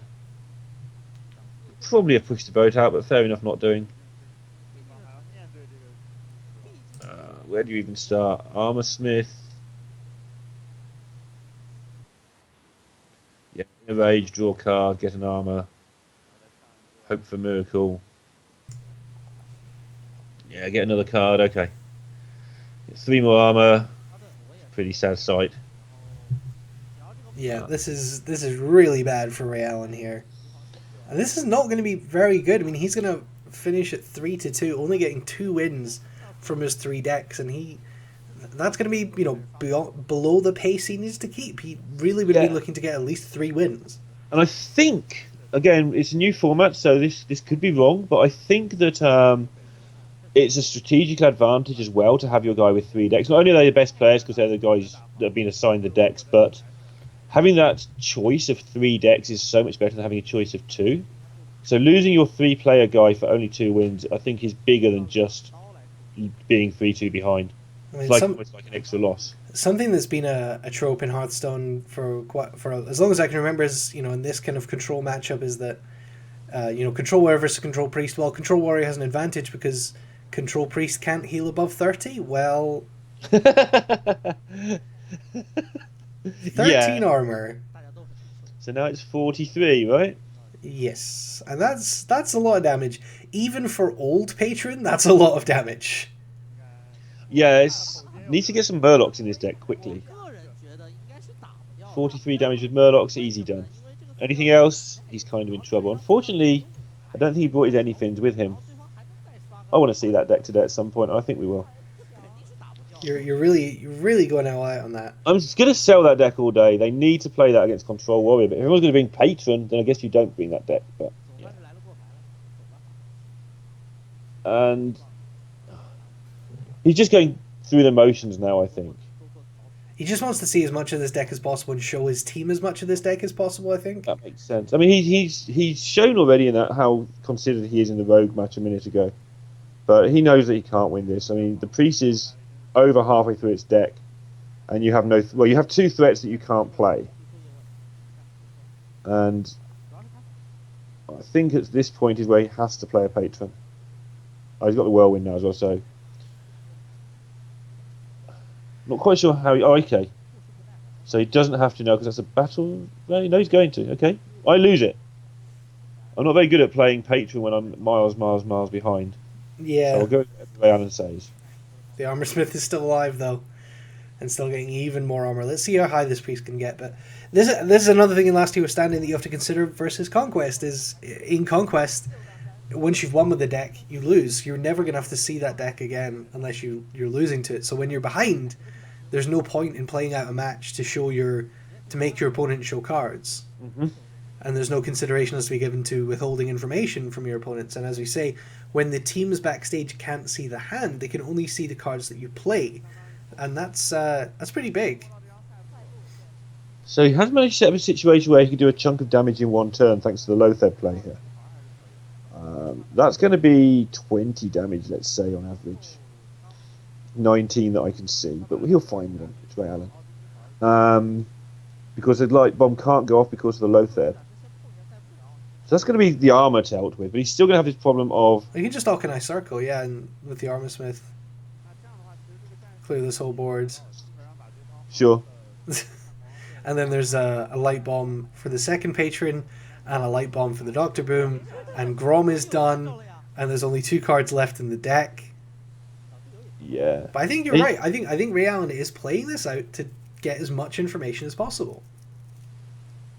Yeah, and I mean that was a really good play. He did manipulate a situation where he could do about 19 damage there, in some circumstance. He managed to get the stuff down on the Lothar turn, so he's thinking really clearly. And it's just interesting that Shaman versus the Rogue. If a Shaman had just got over the line, this could have been so different. It's going to be really hard to know. People suggesting that maybe putting Ray Allen first was tactically incorrect, and I just don't know. I just don't know if it is or not. Yeah, But I don't think we can say that yet. We just don't know. So sees the Shadow Madness. So that's a card that he might not have expected. It's a card that he finally does some damage. And like you say, it's a card that he's managed to get revealed for his teammates by playing this out. So, and again, he managed to have at least a situation where if my opponent's light bombs the bottom 2 cards, he's got something on the board. Unfortunately, the light bombs have been in hand for about half an hour. Yeah, since the very beginning of this match. And I think Yinian knows how he just cast his light bomb. That's the game. He's got rid of Grom, both patrons. He's got rid of Boom. Yeah, Ray Allen realizing even he's not going to get any more out of that now, and they go 3-2 down. And like you say, that'll be very, very disappointing there for TongFu. But they have been used to coming from behind all the last 4 or 5 weeks, so Yeah, they won't give up. The American early 2000s rock rings out around the arena here. And that is Ray Allen, the team's best player, going 2 and 3. So they need to counter the Priest now, and they have YLD who's got Warlock and Rogue. They have Season who has his own Priest and Paladin, which he won't be playing, I wouldn't imagine, unless the Priest is a Dragon Priest. And Ace has Mage and Hunter. Yeah, this is kind of awkward because you have to beat Priest and Shaman, so I'm not sure what beats the Shaman. We may see Ray Allen come out here because he has the Warrior, but also the Priest of Season is pretty useful against the Shaman. But obviously, the Priest versus Priest is terrible. But the Paladin's not bad against the Priest. So we might see Season here. You think? And if he can get those decks lined up in the right, if he can win the coin, well, he has to go against the priest first, right? So he can pick the paladin first. Interesting. I'm not a fan of the paladin against the priest, but What do you think's better? just looking. Yeah, no, I haven't got a better suggestion. I was just saying. It depends if Depends on the mage. I guess it depends what the mage is. I guess with something like mech mage, maybe. How about the warlock? Just go really slow. I mean, it depends what it is. If it's zoo, then maybe. This priest deck is strong. This is a deck that, is a difficult deck to deal with, and they're sending out YLD, so it's going to be warlock or rogue. I hope that I've got my people correct. Yeah, I think that is YLD. I've seen him in a lot. He casts a lot of tournaments as well, so I've seen him quite a bit. And if it is, that's warlock and rogue. Let's go with that for now. And we'll probably end up seeing. I mean, rogue destroys it. In fairness, unless I play the rogue. Yeah, it's YLD. Yeah. For those of you just joining us, of course, this is the finals of the Hearthstone team story. I'll get there eventually. It's the quarterfinal match in the ascending bracket, TongFu versus EDG. Best of 17 last hero standing. 3 players in the team have 2 decks, one has 3, and it's the first to 9 wins goes through to the semi-final to face YOLO Miracle later on today. Yep, and first time this format's been played to our knowledge. I don't even think we've seen best of 17s, which is a surprise because that's fairly obvious. We've seen like streamers take on other streamers in best of 17s. It's just such a long format, and it's a long format for one person to play. In a team format, I think you can understand that it's okay because you only ever have to play maximum like 6 games, like 5 games, right? Yeah, and he's got what looks like might be a Reno lock. It's some kind of controlling warlock. It has the zombie chow and the heal bot, so we'll see. Awesome. Oh, there's the Reno. Yeah, this is Reno lock. So they obviously think this match is even better than the rogue matchup, so they must fancy this match a lot. And it makes sense. You can just outdraw the priest without having to do anything clever. You just draw cards, and the priest has to work to draw their cards, whilst you've got pretty good selection of things because you're in no hurry to use your selection of things. So, I know there's Justicar. That's interesting. In the priest, we didn't see that before. We didn't see that in the last game, and it must have been right at the bottom of his deck as well. So, something that Ray Allen could have found out had he managed to make the game go even longer. But he survived a long time, so he had every chance of finding that out. No consideration of the coin ooze there for YLD. And just a pass back from Nicholas. Yeah, this is really good for YLD, the way he can just build up his hand. Like I say, the Reno deck's strength is also its weakness in that it has a really versatile selection of cards. And that's a weakness when it comes against aggro, because if they don't draw the right things at the right time, they just lose. And if they draw the right things at the right time, they just win. It makes the deck kind of chancy. But if you can just sit here and take your time and draw your selection of stuff and play it at your leisure, then it's going to become a really big advantage for him to just get a selection of different stuff, the removal, the minions, the Thorstone comes to hand there, Twisting Nether as backup, and just take your time, keep a full hand, and have massive control over how the game pans out because your cards are so versatile. Reno Walk is so interesting because there's so many different cards you can play in the deck. I mean, we see Refreshment Vendor, for example, Twisting Nether, which are cards that not all players play in this deck. Particularly the Refreshment Vendor is not hugely common, but it does allow for taste. And you'll see, some players will play, for example, the Arcane Golem Faceless Manipulator combination. Some will play Fugan and Stalic. Yeah, and something that Reno has taught us is that everyone says, oh, Hearthstone cards, they're not particularly balanced. Well, actually, they are. It's just when you have a choice between playing, for instance, Piloted Shredder or Yeti, in Constructor play, the Piloted Shredder is a little bit better, so you always play 2 of them. If someone says Yeti, you laugh and go, why would you do that? You can play a Shredder. But the power difference between so many of these 4-drops is so tiny.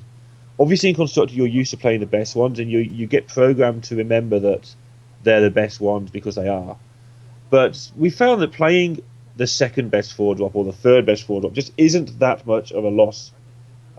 It's just that we are so used to playing the best card in a situation. Yeah, you're absolutely right. Is that you don't always have to play the best card. You can just play good cards, and we have seen in Reno decks the return of just solid cards. Yeah, and I mean, obviously you've got to get lucky with your curve in Reno, but again, in this matchup where you don't have to get lucky because you can take your time, Wild D is a very, very thoughtful player, by the way. The only thing he does quickly is concede when he's lost. We have seen him do some pretty turbo concedes in the past. But other than that, he will take his time. He'll use all these options really, really well. And this is interesting because we saw in the last game the reason why Yanian won. I mean, he was favored in that matchup. Oh, the top deck Shadow Word Death, so huge. But I was just going to say that last time he did obviously win because he was favored, but he also won because he had double Light Bomb, double Occanized Circle, like within the first 6 turns, drawn into his hand.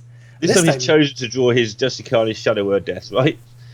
Yeah, well, he's drawn a lot of minions, but he did also top deck that Shadow Word Death. So he's drawn all the things he needs again, which is obviously good Hearthstone. And something that YLD's got to watch out for here is the thing that we didn't really see last game is the combo. It's not really a combo, but just stuff like Okanai into Flash Heal, into Zombie Chow. There are things that can reduce your life total pretty rapidly. And also, if you overextend, can clear your board really quickly. Yeah, and also can wipe out your guys really quickly. Yeah, especially with Justicar as well, shooting them for 4 time. And so he's going to have to be careful of that. And I assume he will just take his time to draw his deck here. And make sure his life total... Playing against Reno, you try to find a life total that forces them to play their Reno that isn't going to heal for a huge amount. So you want to get the Warlock down to, say, 18, where you look kind of scary, but he's only going to heal for 12, or whatever number you feel is a pressure number. Yeah, what's really interesting about this Reno lock list, the one with the Jiraxis, is that your win condition, if you're YLD, is to get super low and just, fight for the board, but then when you get super low, heal with your Reno, and then when you get super low again, play Jiraxis, and by that point, what is your opponent going to have left? Yes. And you're going to have a 6/6 every turn. Yeah, and we see Nicholas looking after his Soul Priest here for those situations. Yeah, also with the Justicar in hand, I definitely think saving the Okanai so you can do those big combos, like you said, with the Flash Heal and the 4 damage hero power. And we've got just going for early Jiraxis. Oh, this is brave. Very brave indeed, and of course reduces the potential effectiveness of that Reno quite a lot. Yeah, Nicholas has gone quickly deep into thought here of like, right, how can I just get this damage? So you'd think he'd play the Justicar now to set up the Soul Priest, Flash Heal, Ping Face thing. Is there anything... there's obviously lots of things better than that. I wonder if... No, he's going to play it because he's just hero powered first. So that sets up a cheesy win, basically. If he draws another Flash Heal, that's 14. Yeah. Where does he find the other point from? Very interesting here, though. Definitely is going... He's realised that his way to win is going to be the cheesy win. Getting the Justicar out there, and now just going to have to hope that he can draw 1 extra point, basically. It'll go something like Pyromancer, Flash Heal with a Zombie Chow down. That would do it. Right. Something like that. Something like...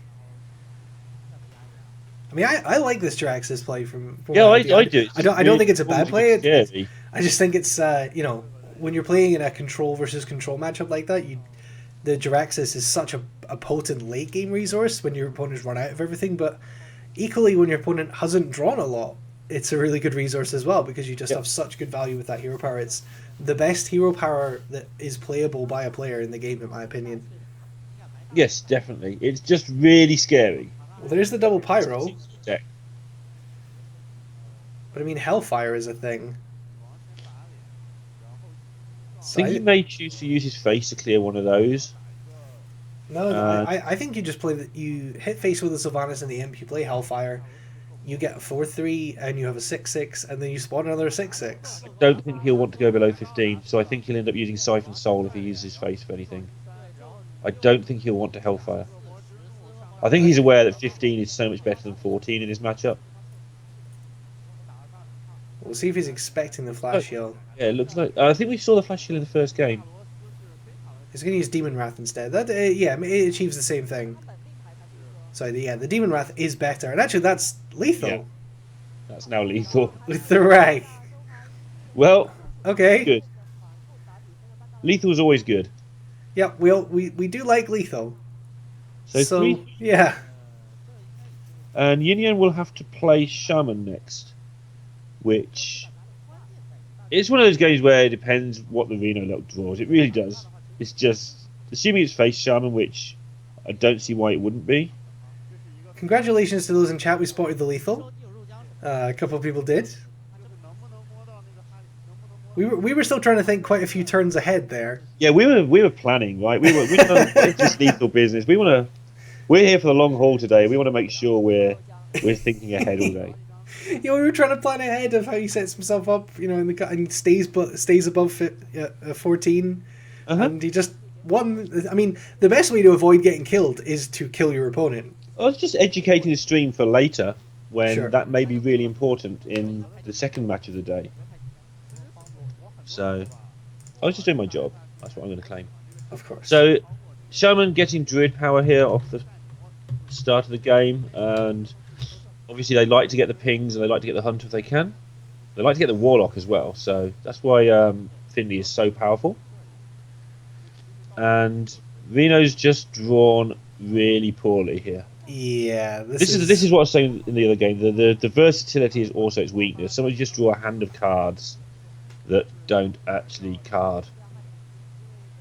And just doing a tempo Bran to get something on the board. Yeah, tempo coin Bran as well. So that sets the Hellfire back a turn.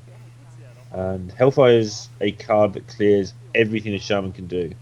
An Ancestral Knowledge into Lava Shock on turn 4.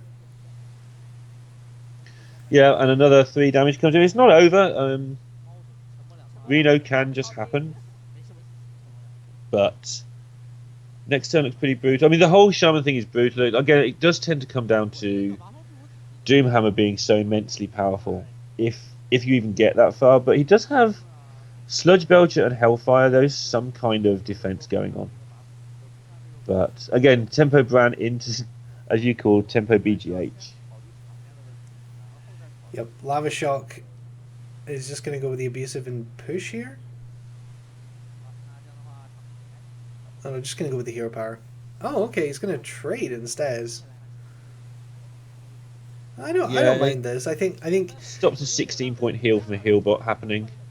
And it does mean that your opponent, you have seen that your opponent doesn't have great options. And I mean, the tempo owl. Let's just keep calling everything tempo. And I'm actually having to tap there as well, which is something, obviously that's why you've got the hero power you've had. But in this particular matchup, you don't want to tap much if you can help it. But his hand was pretty ugly, so yeah. I think the two reasons for the trade there were obviously to avoid the heal bot for 16, which is pretty cruel.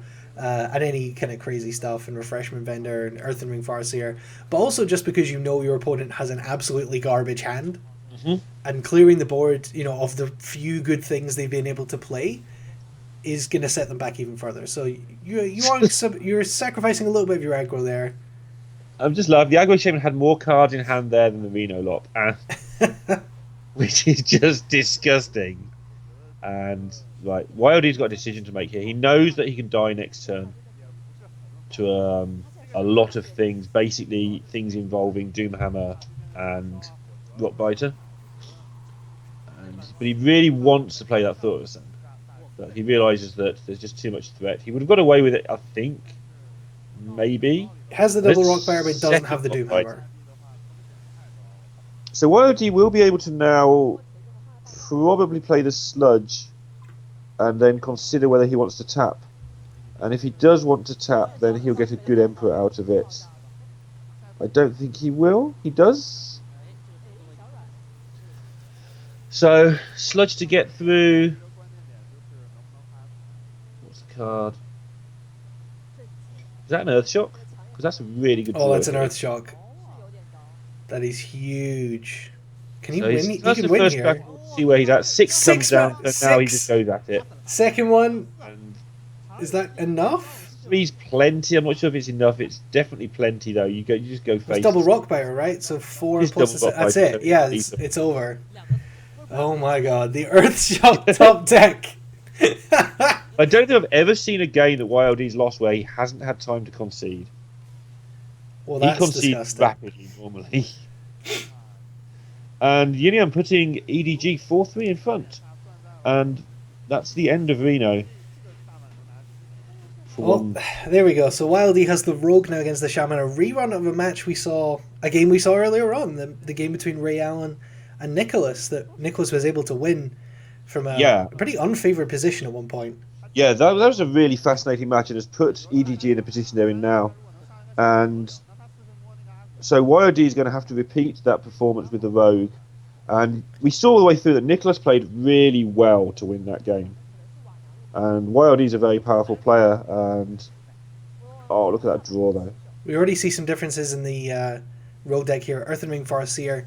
We saw double Healbot in the deck for Yeah. Nicholas. And the double healbot was instrumental in that win as well, where the Farseer means he probably isn't playing double healbot unless he's playing some weird super anti-aggro rogue, which is very unlikely. But it seems unlikely he would have double healbot, and this opening is really, really strong as well. Yeah, this is disgusting. I mean, why play Finley into Totem Golem when you can play Totem Golem into Finley? Sure, just unlock yourself for turn 3. It's going to be interesting to see how his turn 4 happens, if there is a turn 4, because he's not going to want to overload on turn 4 with that Doomhammer in his hand. So he may choose to delay the Doomhammer till turn 6, or he may choose to have a weaker turn 4. Just catching up on chat, chat discussing the Lothab there instead of the Sludge Badger, which I think is right, because it would have locked out the spells. But one person pointing out the way you said that's the end of Reno. We have discussed this before on Cast Learned of it. You despise Reno Jackson. I do. I hate that deck. I don't despise the card. I think the card's fine. I hate that particular Warlock deck. So yeah, I did try to be neutral there. That's fine. You can say you hate the deck. It's okay. Well, I do hate the deck. Let the hate flow through you. Good. It's when I say Secret Paladin, most people sort of have this horrible sort of look on their face, and their toes sort of go a bit weird, and they just look like they're cringing. That's what happens when I hear the words Reno Jackson Warlock. Okay, so the Rogue's starting to establish a board here with the backstab and the SI. And yeah, Rogue getting the board, but Yinian's already got the Doomhammer Rockbiter combo ready, and he's going to be able to. What is he going to be able to? He's going to have a lot of choices. This Shaman deck's always got choices for so little things going on. So just choosing Doomhammer, go into the face, then next turn he can probably crackle Rockbiter. Well, right. I mean, he has a chance to win next turn. Yeah, and if you're YLD here, do you prep fan? You just fan, right? You're not going to do it at all. You're going to save the prep fan and see if you can get something out of that. He's going to play the Deadly, just equip that. Maybe bluff the Blade Flurry or wait for the Blade Flurry. But yeah, so does put himself out of range potentially, depending on what's drawn. And he could have lethal. Like, he's got... not quite, I suppose. He's got 11. There's not really anything he can do to get lethal, but he's got 2-turn lethal for sure. And I guess Prep Sprint could be lethal into Deadly and Abyss. Just going to keep plugging away at face with that Doomhammer. This matchup is so brutal. Does Sap help at all? I think now you have to Flurry. You know you're dying soon. But Flurry, you activate the Leopard, which is a problem. Yeah, you do take 2 more. You can clear without doing it, I guess. But you want a card that isn't one of these 3 cards in your hand.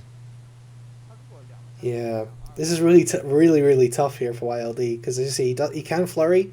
He does take 2 damage, and that means he definitely dies to Rockbite or Crackle.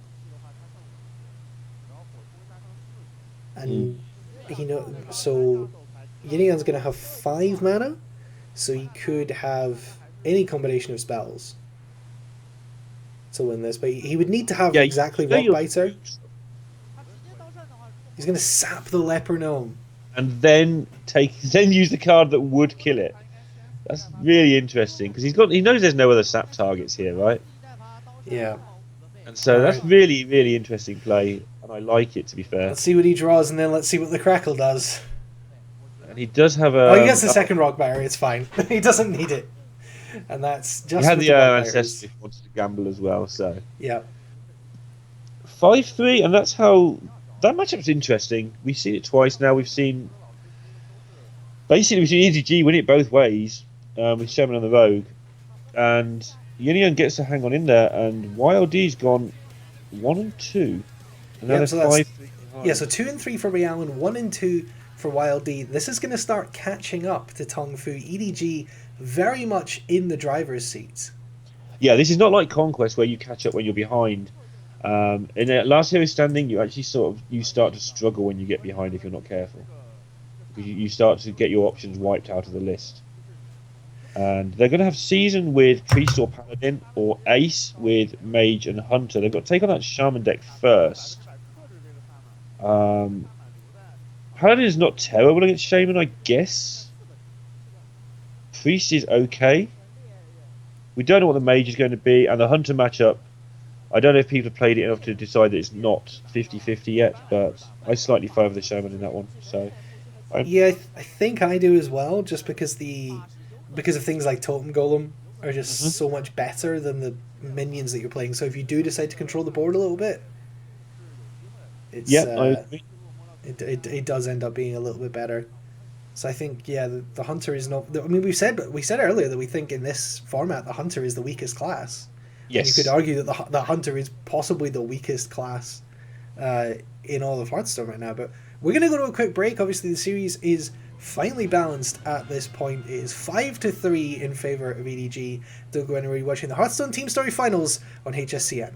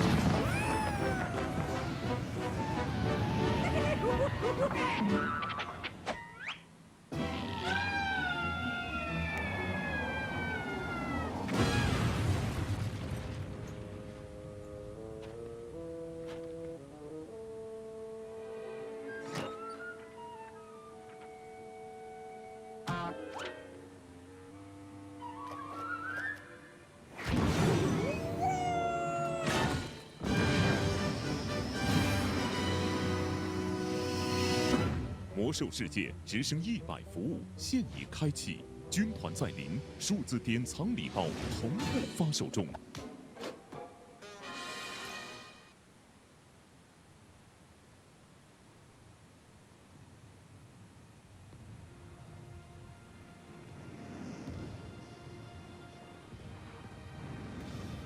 We are hope.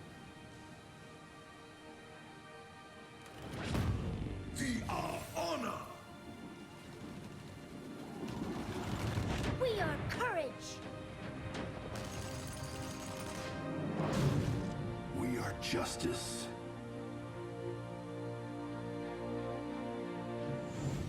We are compassion. We are determination.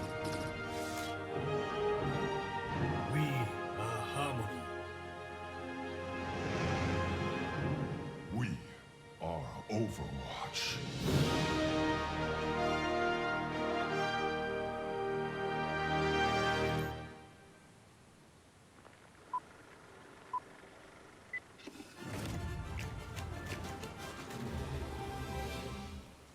天灾城里黑漆漆，黑石山外火不熄。新邪恶正崛起，新英雄在哪里？处处危机，时时警惕。古老神庙里有宝藏，有陷阱，你也来试试运气。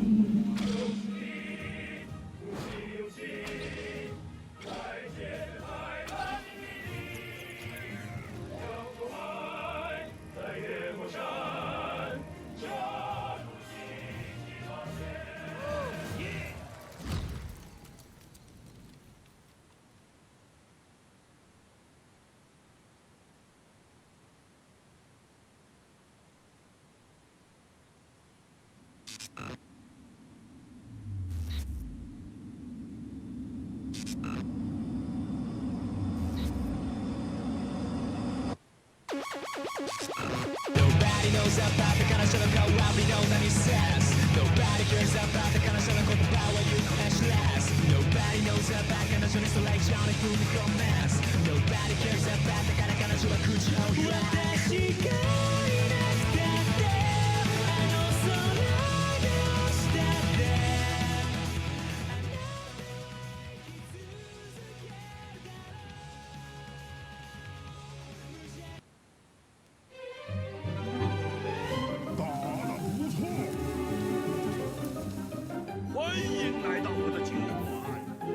这些是你赢得的奖品。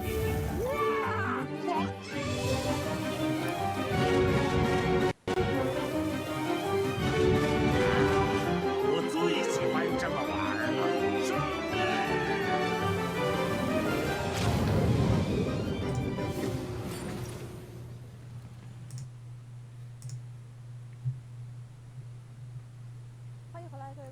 Welcome back to the Hearthstone Team Story Finals here on HSCN.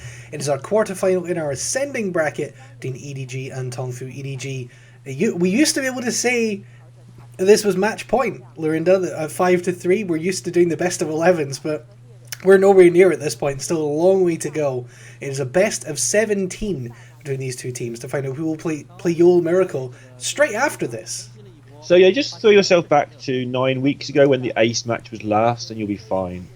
Obviously, we used to have the Ace match best of 5 after the best of 11, so it's just the same as that, really, unless it comes back to 8 all or something. So we're going to have Yin with Shaman, and I believe Season. Yeah, we did predict that before the break that it would be the Priest and Paladin of Season. Is indeed, and you can see his record 18-20, sub 500 record. He'll be looking to do a little bit better here in the finals as TongFu. They don't have the greatest records. Ray Allen did really carry them to a certain extent. They didn't perform too well throughout the season, just narrowly sneaked into the top 4 through the 14 weeks. And he'll be playing the Priest and the Paladin. So this is what's really interesting as well. We talked about this before, but the Conquest was the format throughout the 14 weeks of the season. They played the best of 11 Conquest. Players could come in and out. It was exactly like the Archon Team League. Now we have Last Hero Standing best of 17, and not even just Last Hero Standing, but Last Player Standing as well. So when a player comes in, they have to play all of their decks until they lose. So three of the players have 2 decks. One player in each team has 3 decks, and if you're playing the 3 decks, you could be there for a very long time. Yeah, and interesting that EDG look like they're going to get No Tomorrow last, so he's going to have options at the end. I mean, there is one more player, there is Bing's one as well. But there's a good chance that No Tomorrow will be last with 3 decks, so he'll have options to take down the final decks when it gets to that point. And we see the Control Priest, by the look of it. Yeah. Not for sure. I mean, it could still be a Dragon Priest with his hand as well as it happens, but... No, it looks very much like a Control Priest. Double Zombie Chow Curator opening. Yeah. And this version quite likely plays the one Pyromancer we see there.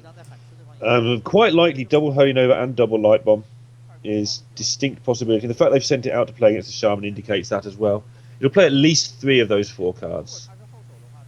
And This is what I was saying earlier. Zombie Chow is not the absolute best against a lot of face shamers. Yeah, I was just going to say that because you brought that up earlier. You know, the double zombie chow opening in a as control priest against an aggro deck looks really good, but against shaman, you know, if he plays feral spirits now, the double zombie chows are really bad.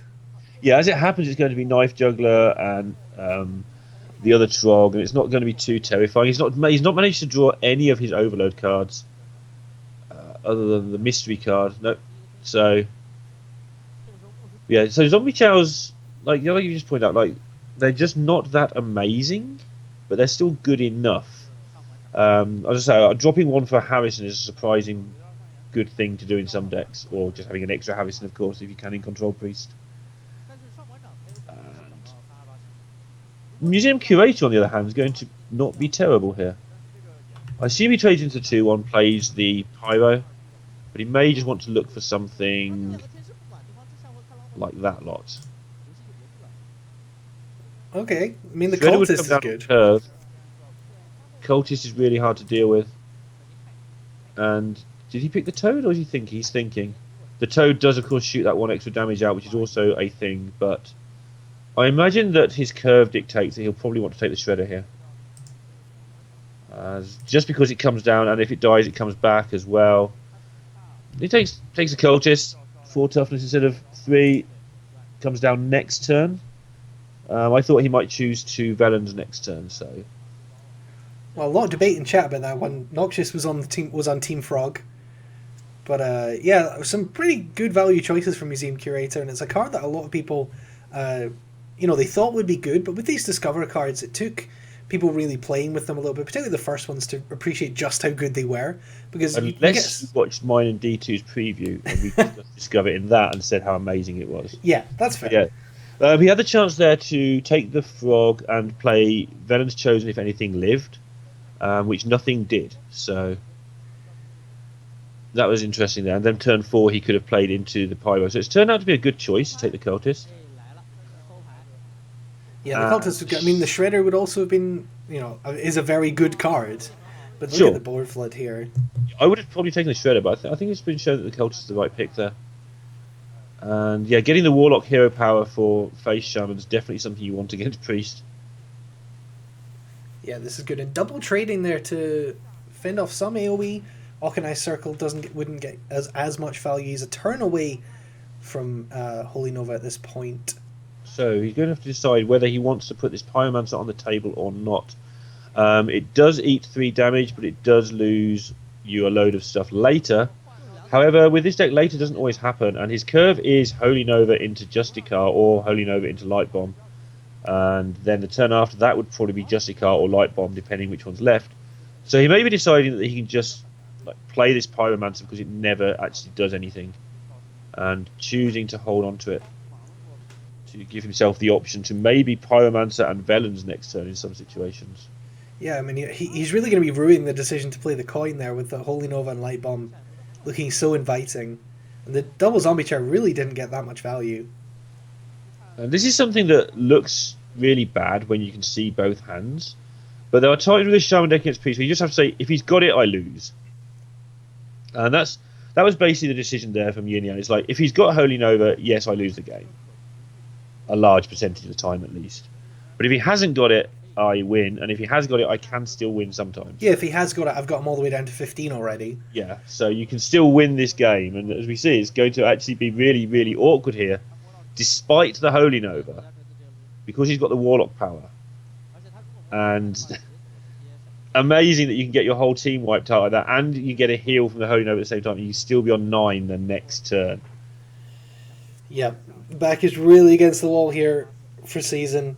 And this is going to be the same thing almost the other way. At some point of season, you have to say, do I play to survive one more turn? Or, wow, that's helped. Union's hand has just vanished. Well, we know it was just Lava survive Shock and Lightning Bolt. one more turn, or do I put down my Justicar, and if I don't die next turn, I probably escape with it? Luckily, his hand wasn't that complicated, so we don't have a lot to remember. The likely play here is Pyromancer into Velens, but he must be thinking that 9 is just terrifying as well. because he can then sneak down the north side just for an extra body. He's going to go with the Justicar play. I think this is the play to win. Alright, so we might get to see what Union draws if he plays it. Oh, there we go. Okay, he's played the Argent. He's got the Argent Horse Rider. 2, 5, 6, 8. 2, 5, 6. That's 8 damage, right? It's not even 8 now because Yeah, things. it was 8. He could have lava shocked. And then Yet locked it again, right. see this position again, where clearing everything's so awkward. Or you can give up your Justicar to clear one of those guys. This is why I don't necessarily like the Justicar. Is you know that there's a good chance you have to play Light Bomb, but I mean Light Bomb isn't even good because it won't kill the wolves. So I don't know. This is really bad here for season. I mean, basically, the point of the Justicar is that now your hero power, each hero power basically negates one of the opponent's spells. Unfortunately, he's got the Warlock power, so you're only negating pretty much 2 mana a turn with your 2 mana, which is not where you want to be when you're this far behind already. And this helps, like for curve reasons. The Justicar last turn made this a play that he could do. I nearly said that at the time, but I didn't. I wish I had now. 2, 4, 7, 9. Still loads of top decks to win this. Actually, there's not loads, there's some. That's not one of them. It's just getting really messy, but he's got 2-turn lethal himself on the backswing. And at some point, Yin may have to slow down and start trading, but that point probably isn't now. no, I think at this point he just He may actually just run the Horse Rider into the Pyro here if he's still got 2-turn lethal, just to make sure that the Pyro can't do anything disgusting. No, just face. Yeah, you just have to go face, I think, because then you've got so many draws that can potentially win, even with the heal up to 9.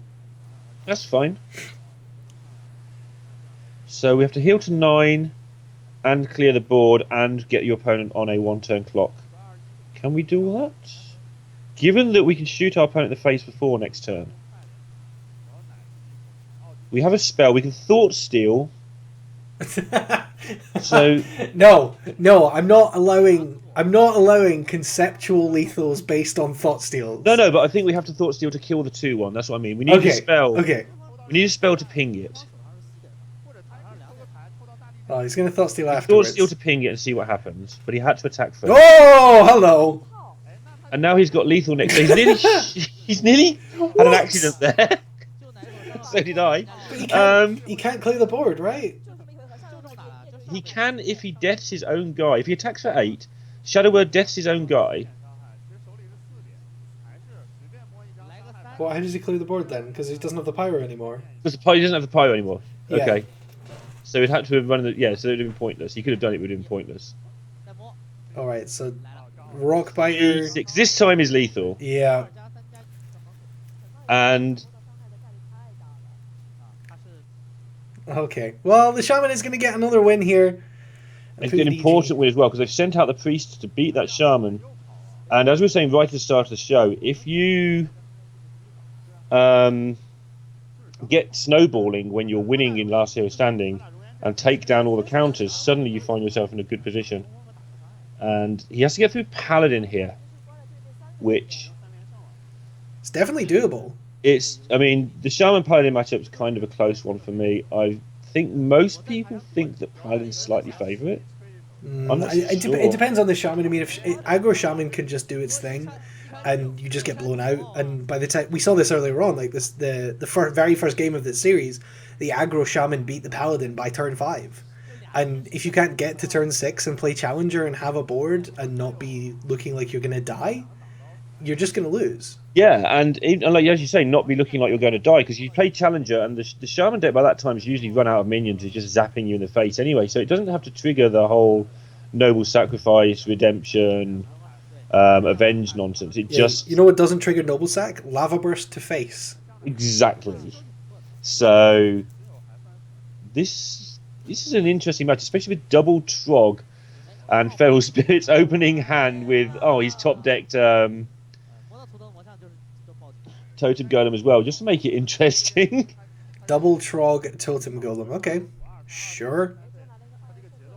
I mean, Shielded Minibot's a good minion, but again, we talked about these 2-attack things, and looking at the 2-attack things, we have a couple of 1-attack things, plus, Minibot and Coghammer. Yeah, we talked about in the league stage of this, we watched Shaman game after Shaman game because it was Conquest. This is Last Hero Standing, and we're watching Shaman game after Shaman game. How times have changed.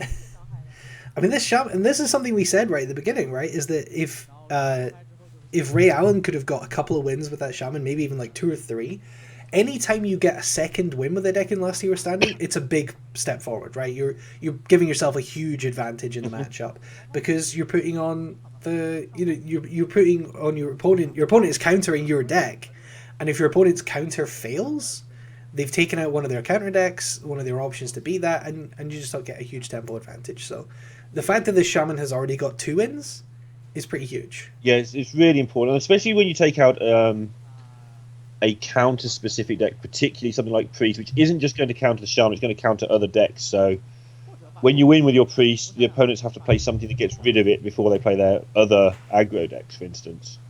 That's just gone. That's a counter to probably another deck they have somewhere in the lineup, like a Hunter or something as well, that has just gone. And this start here, one way to beat Shaman is to do this, is to go wide, because the Shaman obviously it just keeps going face, but you do get to pick things off at your will. Having a selection of 1/1s means if he plays, for instance, an abusive, you just kill it with one guy. Feral Spirits, you can kill with Cockhammer one guy.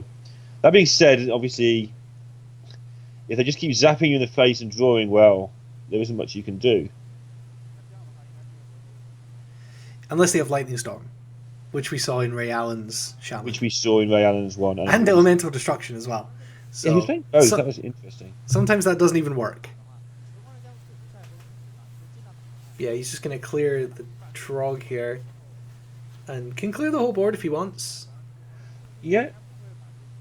He's got the decision to make whether he wants to just taunt and go face himself and slow things down for a turn or two. That's what he's going to do. So keeping the Divine Shield on his 1/1. So it has to be killed twice. That makes sense to me.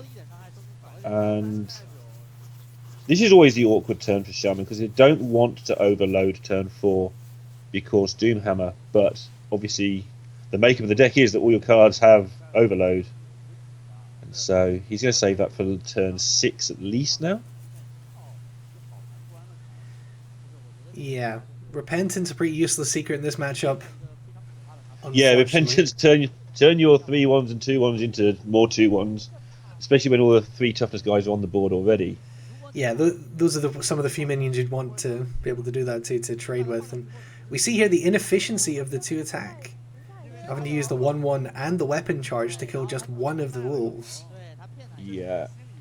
And, this is awkward. Union would have been hoping to play something there like a Horse Rider and stuff, so he can just get this Doomhammer finally into play. He can just Totem Golem, which is only the 1 overload. Maybe he'll do that. Yeah, that seems fine, actually. He might use the he might not even use the lightning bolt here. Yeah, I don't think he'll use the lightning bolt. I think that's the issue he's got here. He doesn't want to use that and overload. Yeah, so he can use the Totem Golem and still play the Doomhammer next turn. Yeah. Oh, Redemption on the Sludge Belcher. That's really good. That's really that's really a lucky break for Season. You know, he played those a couple of turns apart, but Redemption on Sludge Belcher is pretty much the dream. Yeah, definitely going to slow things down, but his hand, it's okay, I guess, because the Shredder can trade into 2 guys. But Union must be almost out of things that don't go face now. He's got the 2 Horse Riders left. I think he may have one more abusive. There's Finley, which is actually a perfect draw for him for next turn. Now he's just going to start smashing face again while the secrets are down. He hope for no Dr. 6, or he probably knows there's no Dr. 6. Yep, not good draws for Season here. On the other side, no Mysterious Challenger, no Dr. Boom. I believe he's got 10 plus Finley. Which means he wins. Potentially, yeah. Pink class is good luck. He doesn't have 10, he has 7 plus Finley. You're confusing Rockbear and Lightning Bolt. I can't add. It's fine. I mean, you just smash face here, Lightning Bolt and Finley, right? Yep. And you He's roll for spell power. He's just going to... That's fine. So we saw Ray Allen earlier playing Blood Mage and Azure Drake, and he was doing that, as you pointed out, because the Blood Mage is just a hero power, except it costs you a card, and cards are important in this deck, but it is guaranteed spell damage. Whereas here we see that he's just trying to get the spell damage randomly. Interesting, he didn't choose a Finley there. All right, so that's lethal, right? Because it's 4 from the Doomhammer and a Lightning Bolt, so that's going to be a 3rd win for this Shaman deck. Yeah. And there's the Lava Shock just to confirm it. So Yinian going to pick up another win here. He's what, 4-1 or 3-1? He is 1, 2, 3, 4-0 with his deck, and he obviously lost with his priest. So yeah, he's 4-0 with his Shaman deck. Yeah, so 4-1, 7. 4 wins with this. And there's still Binjuan and No Tomorrow sat there waiting to play, and all that TongFu have left is Ace, and he's got Mage and Hunter. So we discussed the Hunter matchup. We have no idea what the Mage is going to be here, but the Mage, if it's Freeze Mage, which it could well be, although who knows with all 9 decks, but if it is Freeze Mage, that's not something you really want here. Yeah, and we don't know if these players are allowed to if the teams are allowed to change their decks in between the matches. If they're not, EDG is sitting in a really good position right now. They're only a couple of wins away, 2 wins away from winning the whole series, and they've managed to conceal 5 out of their 9 decks so far. Wow, yeah, and that's obviously, as you say, that's huge. We think they are allowed to change between, but we are not certain. And also, I mean, do you really want to bring 2 lineups anyway? It's hard enough learning. I know it's 4 players, but it's hard enough bringing a lineup of 9 decks that you've... Exactly. Like, I can't imagine why you would bring 3 lineups, or even 2 lineups. You might have like a different Warlock deck, or you might have a different Mage deck, but you can't... And you might have a different Warrior deck, I guess. But changing the whole lineup just seems absurdly hard. Yeah, it seems like just too difficult. It feels like you're outplaying yourself a little bit. Yeah, especially you don't have that much time to even... you don't know you're going to win, so there's no point preparing for the second match 100% if you don't know you're going to win the first. Well, here is Ace, 20 and 26, another sub 500 player. He's going to be playing the Mage on the Hunter. If this is the Freeze Mage and the Face Hunter, it could be that this matchup is coming to a very quick end. Yeah, I mean, this would actually be quicker than most of the regular season games if that did happen. Which that's is insane. Insane. And we did think that it's possible that Last Series Standing would turn out like this if something like the Shaman beating the Priest happened, being one of the big turnarounds there. I mean, this is how Last Year Standing goes, right? In these longer formats, is if you can get like 2 or 3 wins, if you can get 3 wins with one deck, which is being actively countered, you're just so favored. Yeah, I mean, they won with the Rogue against the Shaman earlier, from nowhere, and they've won with the Shaman against the Priest here. They're the 2 matches I've got starred as the ones that snowballed, because that Rogue went on to win 2 more games. This Shaman's gone on to win at least 1 game since the Priest, as well as the 2 beforehand. So they beat Reno as well, where it's probably favoured, but not 100%. And it's Freeze Mage. And it's Reno. It's Reno Freeze. And he's chosen to go with a Freeze Mage. That's how much he thinks of the Hunter matchup. So, all right. Well, I mean, there are some things that the Freeze Mage can do. It does have the early Doomsayer. If you can get your spells, if he's playing. Obviously, he's playing Reno, so he's probably playing Forgotten Torch, so getting that early would be useful. Yeah, he's got the hand you would want early, because you don't want... This is the one matchup where you can't afford your card draw early. Normally, you just don't have the time. Here, you just have to sort of smash everything onto the table and hope you don't die. And then this is just turn 2 Doomsayer for me. Just buys you a whole bunch of time, gets you a secret. The problem against the Shaman with this, though, the early Temple Doomsayer, sorry to cut you off, Neil, the problem with it is that if you're playing the Doomsayer here, you're not denying him 2 mana's worth of stuff, you're only denying him 1 mana's worth of stuff. So instead of denying Second Totem Golem, Knife Juggler, any of the other, double Leper Gnome, something like that, double Trog, you're only denying potentially a 1-drop. So actually the Doomsayer in turn 2 here is not that great, but I think you have to do it to get rid of this Totem Golem. Yeah, and we're going to see an Earth Shock, I think, as well, which is going to make things even nastier. Oh man, the Earth Shock and the Mad Scientist. Because you're never going to have the mana. Earth Shock and the Doomsayer, of course, yeah.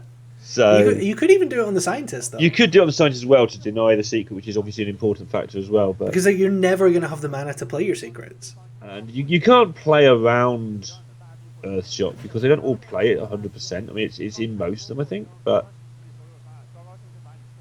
so he's just going to Earthshock and play abusive. No, So he does Earthshock the scientist. Good call. I think that's a better call. You get 3 attack and You save at least 8 life. Yeah, and you can refill your board next turn. It's 8 damage potentially you don't have to do, or an ice block you don't have to work around. Oh, let's see how bad the juggles are for Ace here. No, not that bad. Okay. Yeah, so good call there with the Doomsayer, and the juggle was pretty crucial there, allowing that Frostbolt to help him clear the entire board, and he might be getting comfortable. He's still on 26. Yeah, I mean, this is not terrible for Ace at this point. Yeah, I mean... But the Doomhammer Rockbiter is in hand already, so the Doomhammer's going to come down next turn. You're going to start getting hit in the face by that. That's going to start doing a lot of damage. And Frost Nova doesn't help you in that respect of stopping the Doomsayer and then the Doomhammer. And then when Doomhammer is hitting you in the face, he's going to keep drawing spells and hit you in the face with those. And we see we know it's Reno anyway. We see the Loot Hoarder. Always make the point that in the Chinese games, you see the Loot Hoarder, it's likely to be a Reno because they favour the Novice Engineer over Loot Hoarder. Yeah, in regular Freeze Mage, they favour Novice over Loot Hoarder. So this would be not a giveaway because some of the players do play 2 Loots instead of 2 Novice, but in general we see 2 Novices when it's not a Reno deck. And these are the next couple of turns will be the ones that really define it, obviously. He's going to have to... Some smart positioning from Yin Yang there as well, just to point that out. Playing the 1/1s on either side of the Tilton to avoid Cone of Cold.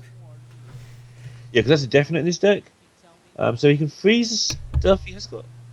Yeah, in a Paladin and Shaman meta, Cone of Cold is pretty much guaranteed, even if it's not Reno. So at what point do you use the Rock Biter on your weapon here? You've got the choice to play it before Ice Barrier comes down, so you don't have to keep going face as much. Because when the Ice Barrier is down, you'd rather just burn them out and never attack again. So it is tempting to actually just do the Rock Biter thing now to stop that from happening. I mean, I think the crucial question here is, are you playing around Reno? So are you going to try and get him as low as possible, get him to where you've got a next turn lethal, and then play the Reno and just hope he wins? So he's going to go for it here, and that will give him...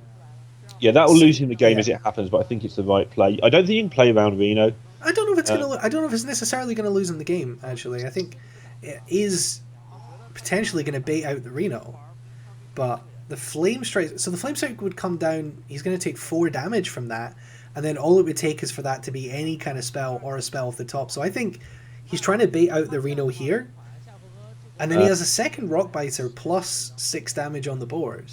I guess it's exact lethal, so the block isn't going to help enough. Yeah, because the block just gets popped. Yeah.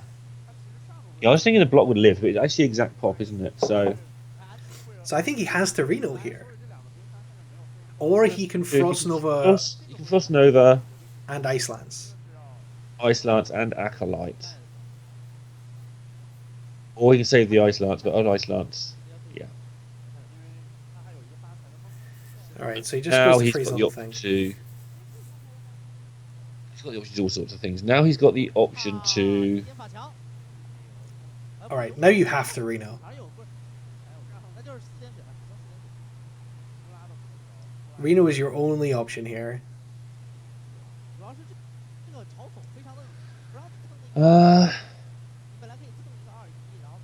You're on 4, you die to everything. You can't even clear the board because it's double Leper Gnome. Yeah, I'm just trying to find anything that makes any sense. But, Barrier Block.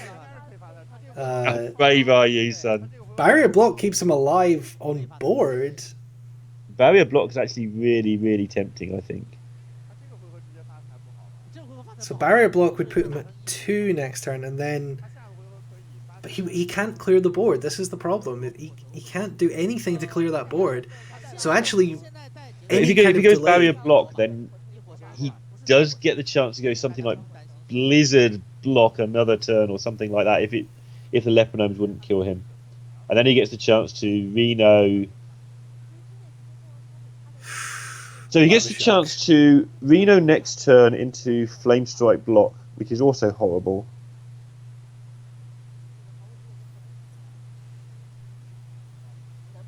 Alright, so the barrier is triggered. I'm not sure about that, actually. Do you think there's an argument for not triggering the block there? Yeah, definitely. And just passing? When your opponent's down to 4, just wait for direct damage, I think. He may not have been quick enough, though. Yeah, He may still pop the block, so... If you can pop... Yeah, okay, but with the Lava Shot being able to hit the barrier, to pop the block and the barrier, I think it's good. It's definitely worthy of consideration, but I think he did the right way. Okay, so he has a full board. Reno can happen, but then there's what? There's 6, 7, plus 4. There's 11 damage, plus potential spells. But he has to Reno here. He has no option. Yeah, and you don't want to Ice Lance face again, because then you're starting to lose your win conditions. Particularly your win condition is don't die. At some point the Shaman's going to get that Finley, which could just start refueling his hand as well. I think what he has to do here is Reno and then ping a Leper Gnome. I think he has to ping the Leper Gnome. Because you need to get that Leper Gnome damage out of the way so you can safely clear the board. I mean, it doesn't matter at this point when you're at 30, but I think you need to clear those Leper Gnomes as quickly as possible. He couldn't Reno before because he didn't have the barrier, by the way. He only drew the barrier like 2 turns ago. Right. So it wasn't even an option until he drew it. There's the Finley. So Shaman has to start again. Has the second Doomhammer to completely refill that as well. Second Doomhammer, he has Finley, which could potentially get him the Warlock power. Or Hunter's not too bad, but starting to look really good for Ace here. But there's the Druid hero power, which is nice, because that's going to allow him to start building up some armor. Yeah. But that is really relevant. I actually think there is an argument that in this matchup, if he'd got the Warrior hero power, and say he'd got anything except the hunt, he hadn't got the Hunter hero power as an option, and had got the Warrior hero power, there is really an argument for considering that. Just because it allows you to do what warriors do against Freeze Mage. Just be warrior shaman, just occupy the board, kill your things, and just tank up. Well, exactly. Unfortunately, it didn't happen. We didn't see it, but the Druid hero power does do a little bit of the same, because the armor is one thing that can't be touched by Alexstrasza. Yeah, this is really fascinating match to me. You would think the Freeze Mage is in such a powerful position here, but he's still facing like 8 or 10 a turn or something. Now he's still facing 4 a turn after all that, and he's not got any pressure anytime soon. So he's got Archmage any second into Lance. So the Reno on the board is pretty crucial, because that's going to allow Ace to really fight for this board. Yes. Something that obviously that Freeze Mages don't usually get to do. Oh man, the synergy between the Doomhammer and the Druid hero power is disgusting. Yes, it really is sick. I hadn't even mentioned that, but yeah, that is disgusting. But Antonidas coming down here, and the second Ice Lance going to face. I know the Ice Lances are usually reserved for burst, but I absolutely don't mind those Ice Lances being used to freeze face against a Shaman. Yeah, especially you got 2 turn lethal, 9, 21, 22. So 2 turn lethal as well. It uses Crackle Face, Lava Burst Face. What does that give you? That gives you potentially you could pop the block next turn without drawing anything. If you crackle for 6. I don't think he can win this game. I think he's in that spot that you get to when you're aggro against Freeze Mage, and Freeze Mage has done its thing where you're realising, damn it, I have to kill these minions, and when that happens you lose. I think he might be spending this time now working out, well, if I do kill this Archmage, can I still win the game over the next few turns? And he's decided the answer is yes. Always 6 on a 5/7. That's how Crackle works. And yeah, he decided that he could not win because of the block before he died. Oh, Healbot. And it looks like we're probably going to see the end of this shaman after only 4 wins. Finally. And that will also be the end of Yinya, assuming that he does lose this game. It's not completely dead yet, but it looks that way. Now he is smashing for 6 a turn, but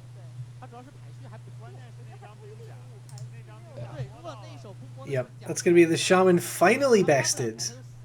and so they're going to be left with Bing Zhuan with his warrior and mage. And if that's a control warrior, I imagine they'll go with that. Yes. Which is Bing Zhuan. And Ro4 still hasn't played. Like their star player with the 3 deck has got Druid, Warlock, Hunter. That's not a bad lineup against 3s. Like the Druid, we don't know what the Warlock will be. So it'll be interesting to see what they pick. He seemed like pretty happy welcoming him back there. Yeah, he's had a good run, right? So another of the things with this format, I've just realised that basically everybody ends up losing apart from one person. Like you have to go back to your team and say, "Oh, sorry, I lost." At some point, even when you've just gone like 4-2 in the end there for Yin Yang, even then you have to go back to your team and say, "I'm sorry, guys, I lost one." You've gone 4-2, and you've sent 2 players back to TongFu with negative records. So just depends. We can't predict so easily what they're going to play because we don't know what the warrior is. We don't know what the warlock is here. I mean, I just say if it's control warrior, it's an easy decision to send Bing Xuan out. It doesn't look like they're making. It doesn't look like they're strategizing. It looks like they're telling Yinian what they thought about his play. If I can read some body language here, because the book in front of them is their strategy book, and yeah, I think that's Bing Xuan there. So they're just waiting to be told to go. No tomorrow, forgetting that he's not on the casting desk today. Yeah. With I mean, the body this language. to me, if I'm going to read this body language, this does tell me that Bing Xuan's got control warrior, because Bing Xuan didn't say a word there. No, he just got up and went. Yeah, and the other 2 were just talking, and he was looking at the producer off camera to tell him when to go. And the other players were just talking to Yinian about how he had played. So I'm going to assume this is control warrior. If it's not, and then if he loses that and it's a freeze mage, this will be really interesting. Yep. It's obviously not quite the 90-10 it used to be, this matchup, with things like... Also, with Reno as well. With Reno, with Archmage, with players learning the matchup better as well. Watching players like Ty's in his World Championship run, especially in some of the build-up as well. Overturning this more than once along the way. But it's still a really, really, really bad matchup for the Mage. I'd say it's like sort of 75-25 now, though, or even 80-20. And the Mage has to be really good. Well, we saw how good the Mage can be against the Aggro Shaman. I mean, that was very good freeze mage play. But we did against a very good Aggro Shaman player. So apparently so, yeah. He definitely knew his Aggro Shaman there. And Ray Allen played it well early as well, even though he lost. I think he played well. Yeah, Shield warrior. Maiden. So Shield Maiden and Brawl. So basically, the warrior has to not mess up and gain a load of armor. That's what he does. I mean, these are both really favored matchups for control warrior, right? Yeah, because he has to play Hunter. Yeah. So if it's face Hunter, it's really favored. If it's mid-range Hunter, it's slightly favored. Maybe not as much as 60-40, but not far off. Yeah, and interesting that the 2-player dynamic means, like normally last Hero Standing it's the counter versus counter war going on, but the 2-player dynamic here is actually giving one player a chance to win 2 games just because the other player can't change their deck. Yeah.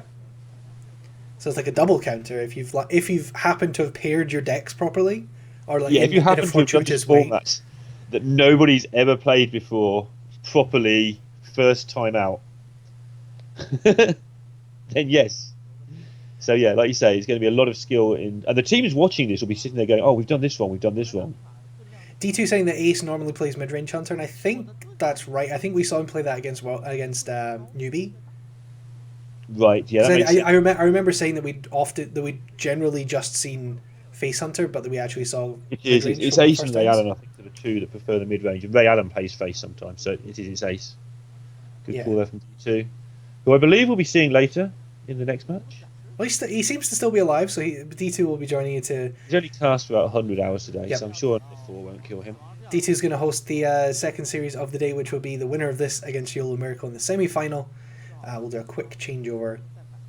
Thank you to everyone watching. We're just at 200 viewers on the channel, so make sure you've hit the follow button as well. We'll have, once the HTS is done, we've still got the Gold Series and lots of other Chinese tournaments coming your way as well with weird and wonderful formats like this. So The make sure you Gold hit Series follow. does have a terrific lineup. I'm one for being honest, so I wouldn't say a word if it wasn't, but it is. It's got an amazing lineup full of all the best players from China, all the players who made the World Championship from China, and so on. Nominated players from this team league, so that's definitely going to be worth a watch. Alex Straza in the deck for Bingschwan here, which is interesting. Not something you see in Warrior all the time. And an early Justicar, coin Justicar, like that a lot. Just Early get that tank up out. Justicar, he doesn't look worried. He can just not do anything stupid here. Don't lose control of the board, and it's very, very difficult to lose this. Just make sure the mage has to spend some resources doing anything other than hit you in the face, whilst you're gaining 4 armor a turn. He's not going to torch the 6-3. Yeah. Well, Not what sure can how you I feel do? about that. The thing with a torch is it puts a fireball in your deck that you don't want to draw. Right. Like, it slows down your Alex draw, so you try not to torch for as long as possible, I should imagine. I guess that's his reasoning. That's fair. But I mean, just that turn there, the shield block into tank up, gain 9 armor. There's a shield maiden next turn. This is going to get to the point where, I mean, Ace may feel close to conceding in a couple of turns, but this is such a crucial point. It would put EDG at match point. I don't know if he will. Yeah. I don't know. I just don't think he can win this game. Like, he can obviously win this game, and his hand is... So how does he win this game? Well, go with that. I think how he wins is how he just started trying to, which is just to burn. He just has to start burning. Antonidas has to be played. He'll probably be waiting for Thorson to make all these things obviously cheaper, and then he can do an Antonidas turn where he draws a million fireballs. That's the strategy, I think. Where he gets that Thorson from, not quite sure. Right there. That point in his deck, right there. And so is it a good time to cast it? It seems like a good time. You've got 2 Ice Lancers, a Cone, you've got the Antonidas. He's just adding up now what he could do. He's actually going to clear the board before playing it. That makes some sense. Also gives him 1 more draw. So why not? 1 more draw to an actual relevant spell. Wow, he's even thinking about pinging face here. Yeah. I don't know about that. I think if Not so sure about that one. No, if you're gonna Blizzard, if you're not gonna Thorson there and you're gonna Blizzard, I think you have to kill it. The only problem you have now is as soon as you play Thorson, Sylvanas Shield Slam's gonna happen, and then you give your opponent Thorson, and you're just, yeah. So you've let the Justicar live, so you can ping the Justicar this turn, but you've taken 6 extra damage you didn't need to.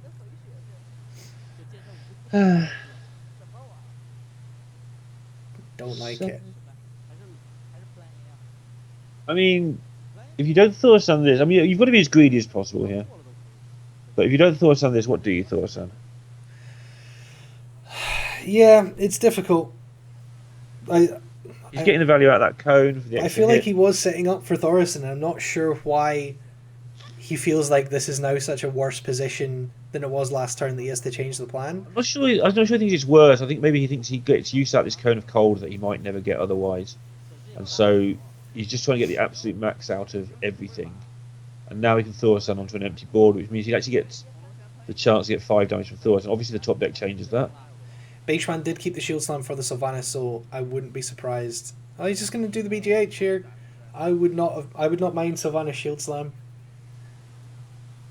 No, But I think he's just trying to get as far out of range with his armor as it's just that possible. thing I was saying earlier. You try not to do anything cute and just gain 4 armor a turn. And it may have been a better play to do the Sylvanas thing if you sat there and strategically work it all out. But if you just stick to the plan and gain 4 armor a turn, I think it helps you win closer. I think it's a win it'd be. more play. Yeah. But I don't think it's necessarily a win. Yeah, I think play. when you're in a pressure situation like this, if you stick to things that you know work, it's often like unless you need to do something creative, being creative often backfires. Sort of at the back of your mind, you're thinking, like, this isn't gaining me enough to be worth the risk of me having messed it up if it's wrong, basically. So you sort of stick to the simple stuff. Freezing the BGH with the Frost Nova. That doesn't feel good at all. It might get him 5 damage.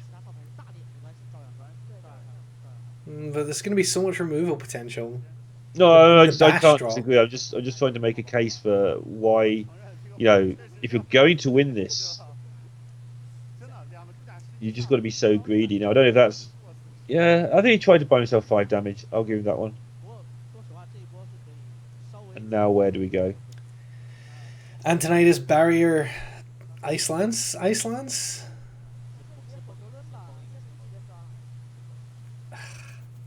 mean, this is futile. This is utterly futile. Why are we doing this? Well, there is a good reason why we're doing this. So we can see more information from his control warrior. I think he still thinks he can win. Like, you don't know that the warrior's got the hand he's got. If you know, then you can. But there's just no way for you to win. It doesn't matter what the warrior's got. I mean, he's done a good job. He pinged face about 4 times when I'd have been tempted not to, and he hasn't died because of it. So he's done 4 damage I wouldn't have done. Yeah, I mean, that would have made a huge difference. It would have been at 27 armor instead of 23. That's one lot of 2 mana wipes that out, right? Yeah, exactly. I mean, that's the problem. When he gets that early Justicar down, those 4 turns of ping are 1 tank up. It's pretty silly. I mean, we knew that going in. It's pretty silly, but then the early Justicar made it even sillier. Yeah. Flame Strike and ping now, right? The early that's what you have to do. The early Justicar, because you can't leave the Sylvanas alive and play something like Antonidas. The early Justicar was just so disgusting.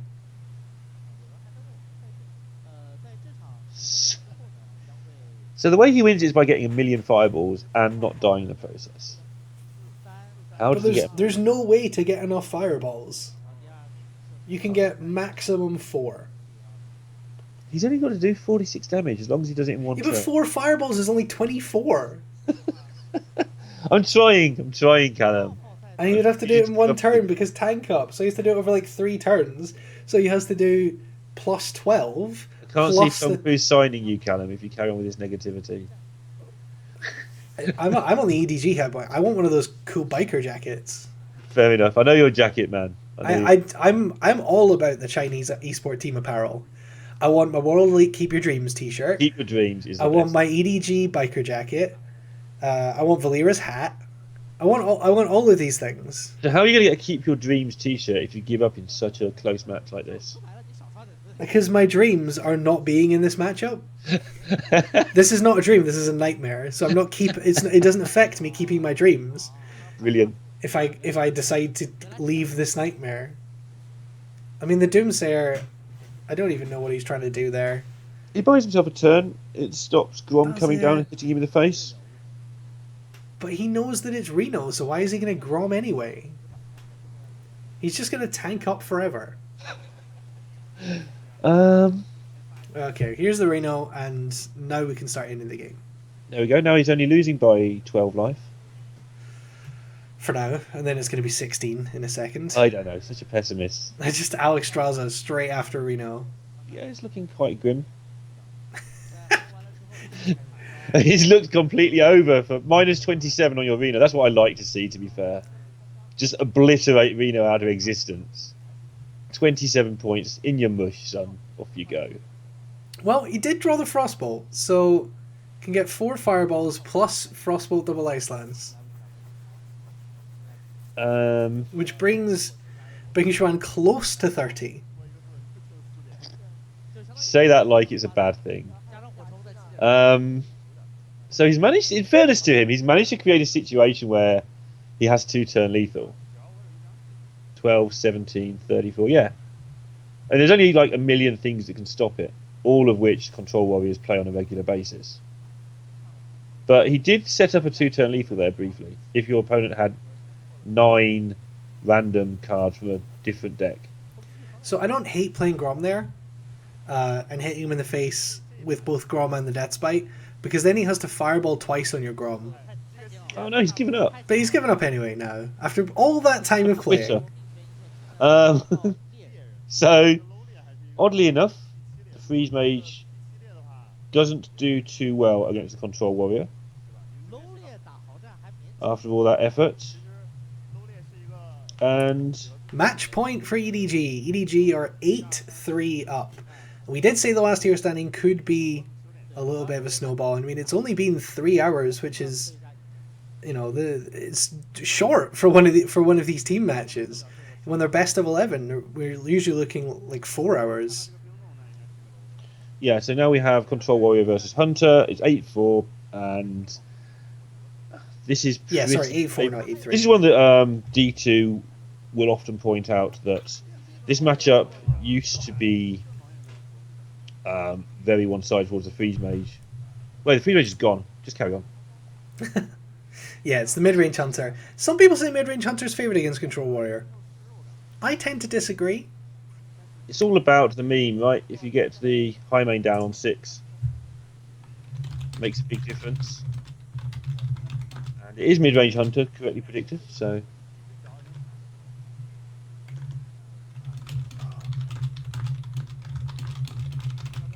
Getting...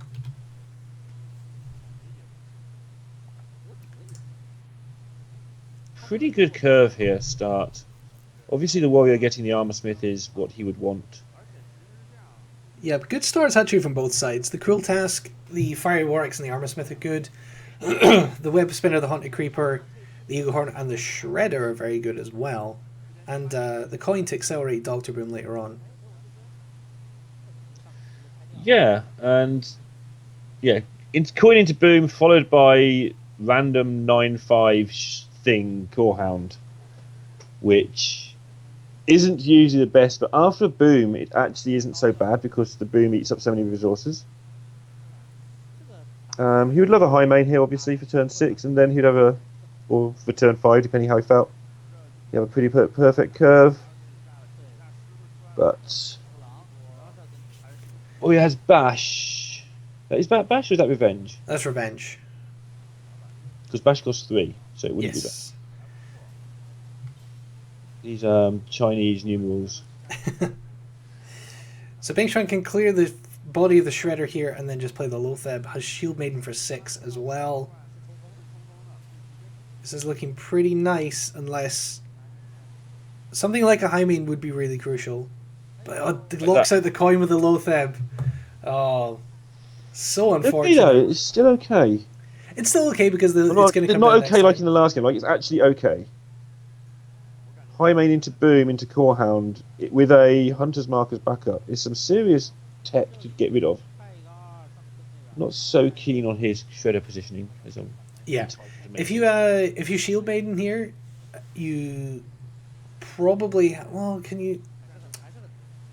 So yeah, you Shield Maiden here from Bingshuan's side for Ace. Oh, he's trading, which is interesting. I like the trade because that means you could. Well, do I like the trade? I don't know if I do, because you can Hunter's Mark here, clear the board, and play Savannah. So he's no way to clear the high main. So if you left a 5/5 on the board, he could clear the Savannah and then brawl the 2/2s away. Yeah, I like this. But Savannah on an empty board is pretty devastating. With Boom backup. We have Boom, or we have. There's also the Knife Juggler Hounds thing going on here if he wants it. Or he can play his own Boom and go face. He can. How much do you want to race, right? Trade into the Boom. He's just going to smash him in the face. Well, Interested to see how these turn out. Let's see if the bombs do anything devastating. Killing the Knife Juggler would be what Bingshuan's looking for. Kills a Hound. Not terrible. Not terrible. What do you do here then as Warrior? You're down to. I think you have to trade and brawl. Just trade and brawl. Takes up pretty much your turn. Oh, you might be able to tempo BGH. You can't tempo BGH because Boom. Yeah, you know, when you've seen Savannah, you know it's likely that there's Boom, so you can't temple BGH. You can't revenge because 16. Yeah, there's lethal on board, so you can't wait for revenge. Trade boom. I mean, trade brawl does look fine. You can trade brawl. You can also shield maiden hero power, and then wait for revenge. Yeah, it does sound risky, but It's pretty risky. But trade brawl puts you really far behind. You're already on 16 health. What do you have to refill the board? Only a shield maiden, and your opponent. I mean, you don't know your opponent is Doctor Boom, but Doctor Boom is the thing. yeah. And what you're likely to end up against a 2/2 on average if you trade brawl. You're taking 5 the next turn anyway. 7 if you count the hero power, because you don't know what minion's going to play. So you'd be down to 11. Don't see what other option he has though. I think that's the conclusion he's come to. Well, he's going with the brawl down to 14.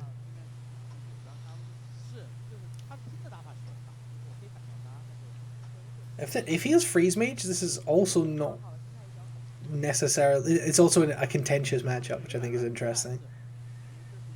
Second high main. He was going to play the boom, but just decides to play the second high main. Yeah, he gets the extra ping out of this as well. So. Yep, extra hero power. And it plays on BGH, which is he will know. Yep. 6, Well worked. 7. So you can. No, yeah. Yeah. You can fail that. Yeah, so you can shield maiden hero power revenge. So shield maiden shield slam revenge. Sorry.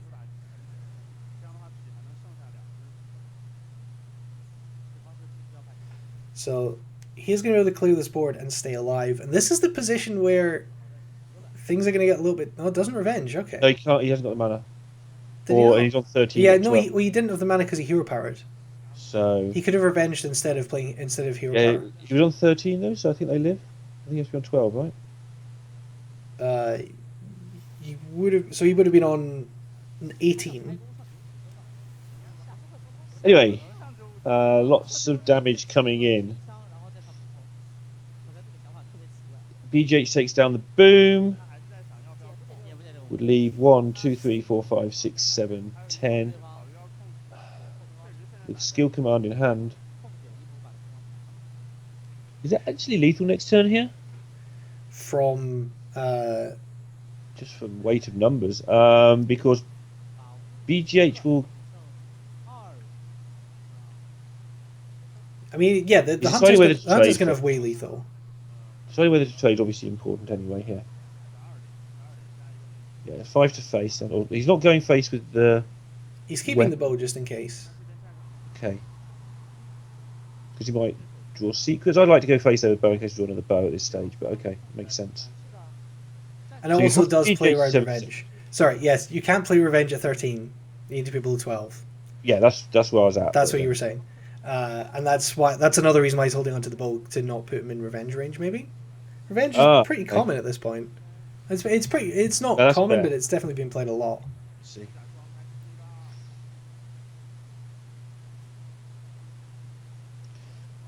So, why you know BGH? He's going to BGH afterwards, because he wants the BGH to live. Yeah, so he wants to give himself as good a board as possible. Okay.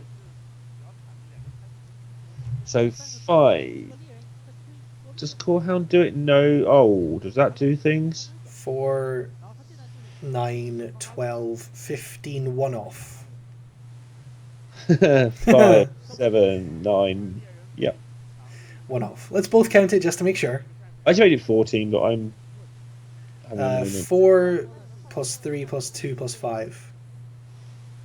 There's some. This is 7. I'm not plus- good at this advanced mathematics stuff. Leave me alone. So 4 from the hyena, 3 from the bow makes 7, 9 from the hero power makes 9, 5 from the kill command is 14. Yes, sorry, 2 off. So he's maybe thinking of trading everything in here apart from the armor smith and just dropping a core hound on the table, which will be an 11/7 if it survives long enough to get houndmasters. We know it probably won't. Well, it might actually. I mean, you'd have to. Yeah, Yin and Bingshwan would have to give up Grom to deal with it. Which is always nice. Get your opponent to give up. Yeah, that's what he's going to do. He's just going to slam Corehound. The thing he'll be scared of, he'll be execute, of course, It would be huge. and shield slams. But Doing massive top deck one way or the other. The suspense. Oh, Deathspite. That's not it. Deathbite.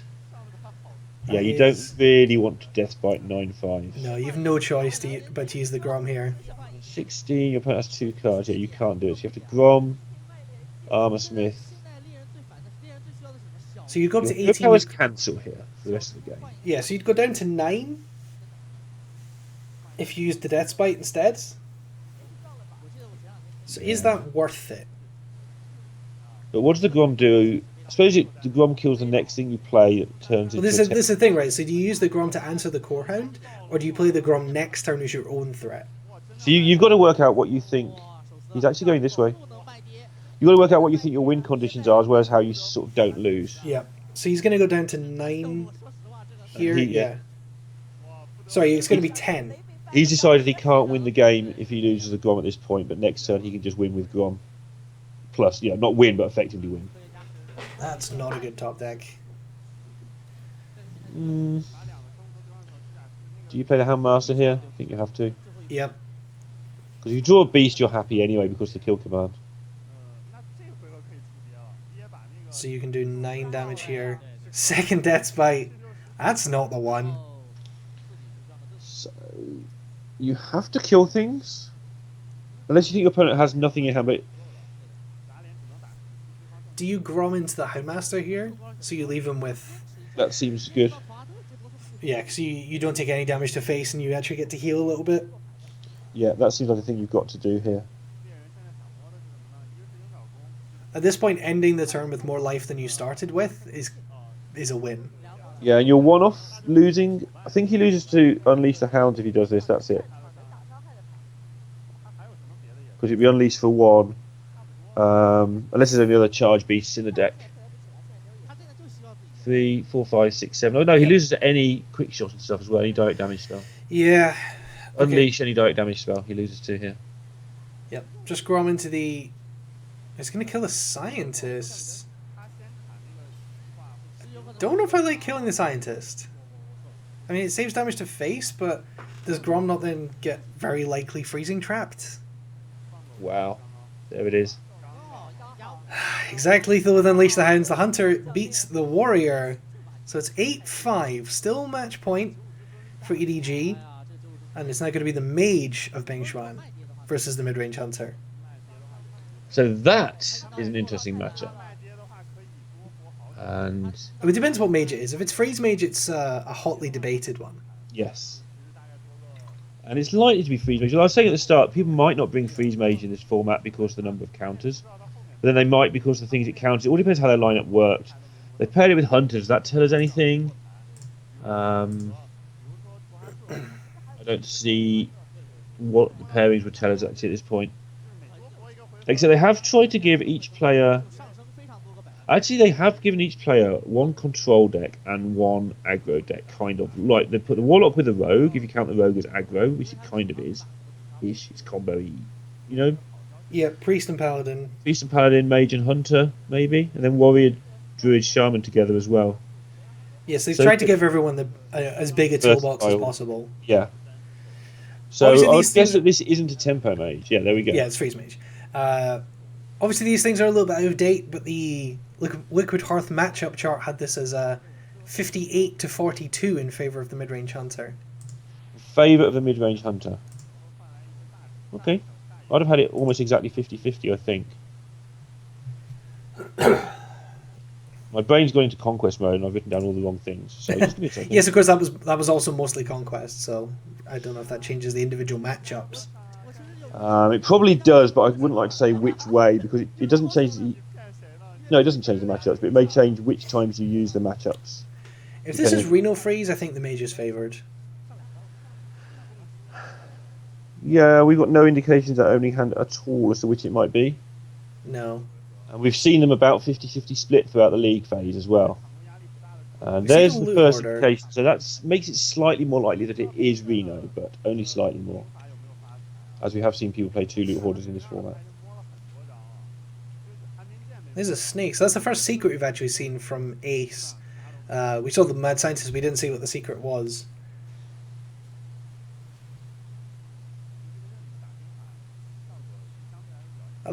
What was that? What's the hesitation here in attacking with a weapon? What's the hesitation attacking with a weapon there? Yeah, he's not thinking about protecting the life total for Reno against freeze this early, right? So what is the hesitation? No. Unless he knows that, unless he's tracked something that we haven't in the. Well, he's got EDG Hunter's Mark always, for Doomsayer, for instance. unless it's something like that they always play Reno freeze, or but I think that's still too early. I don't know. It looks a little bit. Yeah, I think he's saving it for because he's got the Hunter's Mark, he can save it for Doomsayer. So if it goes Nova Doomsayer, he can still kill the Doomsayer. Something like that. So he wants to be able to use his face to finish that off if that comes up. That's all I've got.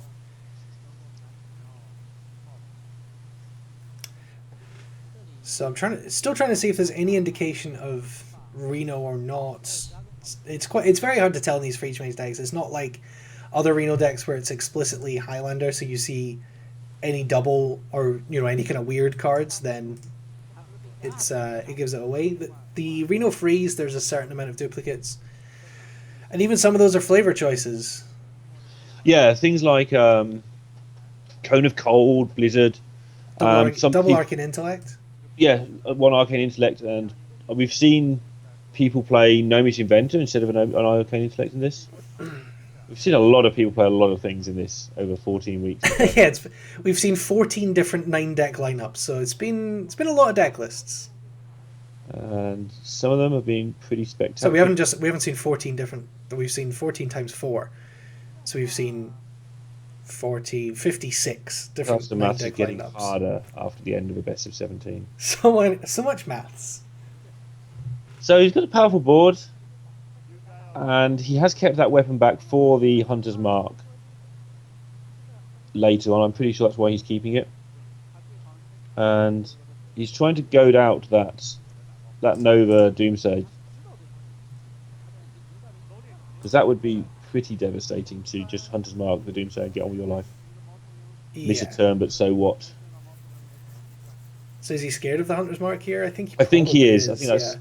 He's realised this weapon's not come in, so what's going on? Do you Ice Lance the face when you play the Doomsayer to protect? I'd love to see him do that. That would be a great play. He's thinking about it. He knows it might be there. He also needs the Ice Lance for burn, so it's a tough decision. It's really tough, and he's thinking so hard, and he's going to do it to be safe. Well played. Really good play there. It's easy for us. We can see the Hunter's Mark, but he's had to deduce that from the weapon not attacking. And yeah, that's quality play there. There's going to be quite a lot of stuff still on the board, though, here. He's going to have to use the kill command. That's brutal. It is brutal. Being able to survive the Doomsayer is pretty good for the Hunter, even with the Ice Lance. Yeah, and there we see it is going to be a Reno. We see the Novice Engineer. You think for sure?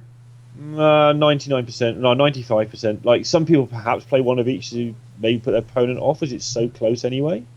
Yeah. But I've not seen that happen yet. When I've seen one of each, it's always been Reno so far. But I could see a situation in a big match like this where you say, shall we play two of one or the other? Don't care, let's play one of each and represent Reno. Yeah, I mean, one of the other trends we've seen in Freeze Mage is that the Chinese sides really don't favour healing in Freeze Mage. So it's quite rare to see anti-heal bot. And you often see more card draw in place of healing. Yeah, again, going back to that, we've seen Nomi's Inventor, we've seen quite a lot of weird things. But yeah, they don't favour the healing, they seem to just be all in on getting their combo set up and winning that way, which makes sense in a combo deck. That's how Patron evolved in the end.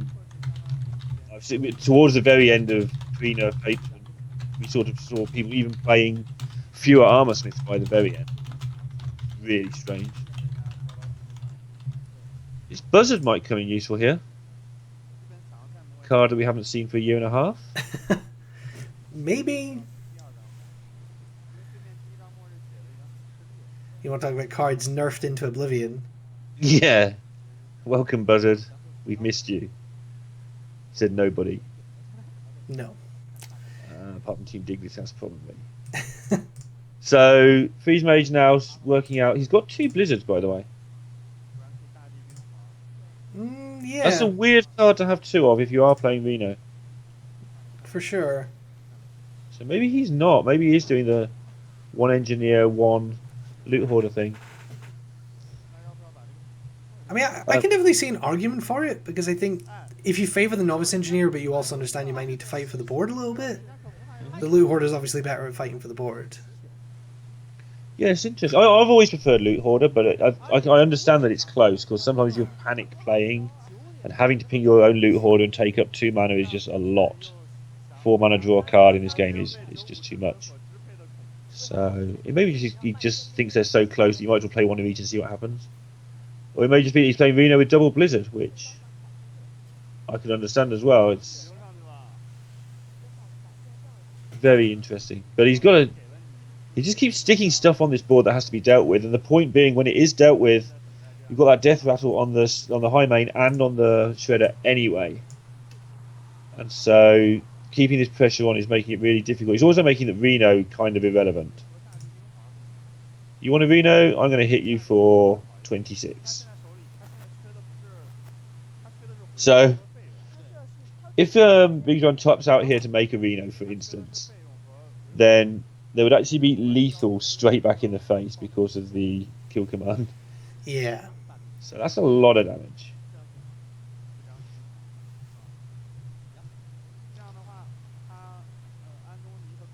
And we still haven't seen No Tomorrow. No, if they do get still through to play Yellow Miracle, that's massive. That he can just keep the same 3 decks. They haven't got any clue what he's doing, especially as he's their best player. Yeah, so this would be a huge win for Bing Juan if he can win this game. Not only would he win this match, he would also give them much more of an advantage, much less of a disadvantage than they would have had going into the game against Yellow Miracle. But TongFu aren't out of it yet. No, definitely not. And we've written off TongFu many times this season, and they've come back and shown us wrong every single time. So I mean, they would have to beat Warrior, Druid, and Shaman with Midrange Hunter. But who knows? It could happen. But this is a pretty good position. Druid, it can beat the Warlock. It can actually do that. It's actually doable. It's not the scariest lineup. It's not impossible, but it is obviously very unlikely. Yeah, sure. But there's no like 90-10s against them there. No. I think that's the benefit of playing Midrange Hunter over Face. Yeah, that's something we've said a lot, actually, that we think that Midrange Hunter...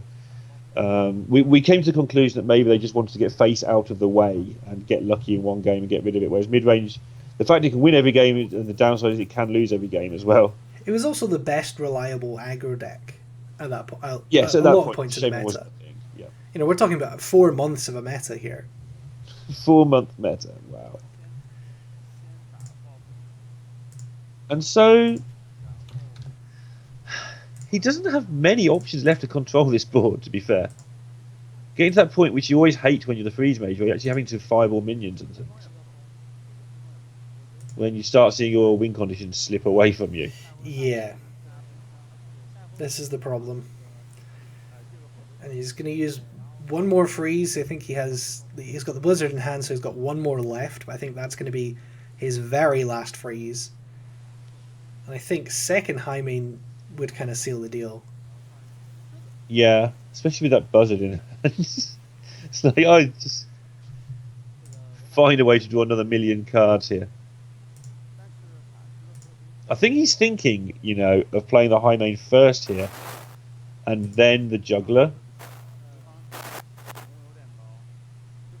I don't think he's going to do it, but I think he's looking at it so he can try and find a situation to manipulate the draw 2 cards from his other high main at 6-1. I don't think he's going to do it. I think he might be trying to avoid juggle into this 1-1 to keep it alive so he can trade his 6-1 in. But in the end, he'll just conclude that that's trade's going to happen, whatever he does, so he might as well. That's my feeling that that's what he's looking at. Yeah, I think you're right. I think, but he is going to do it. And he also maybe wants to not allow his opponent to draw another card. Yeah, but it was just a decision there that his opponent had the control of the 1-1 anyway, so you might as well try and kill it.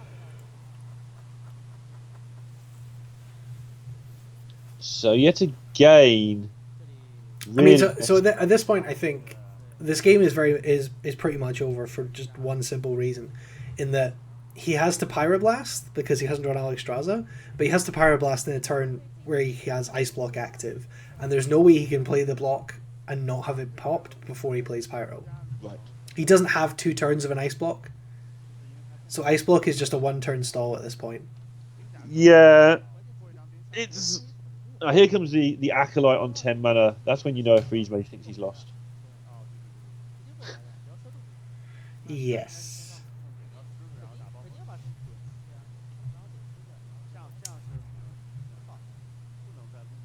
Well, we'll see if we can draw some kind of miracle card. I mean, Reno would be good.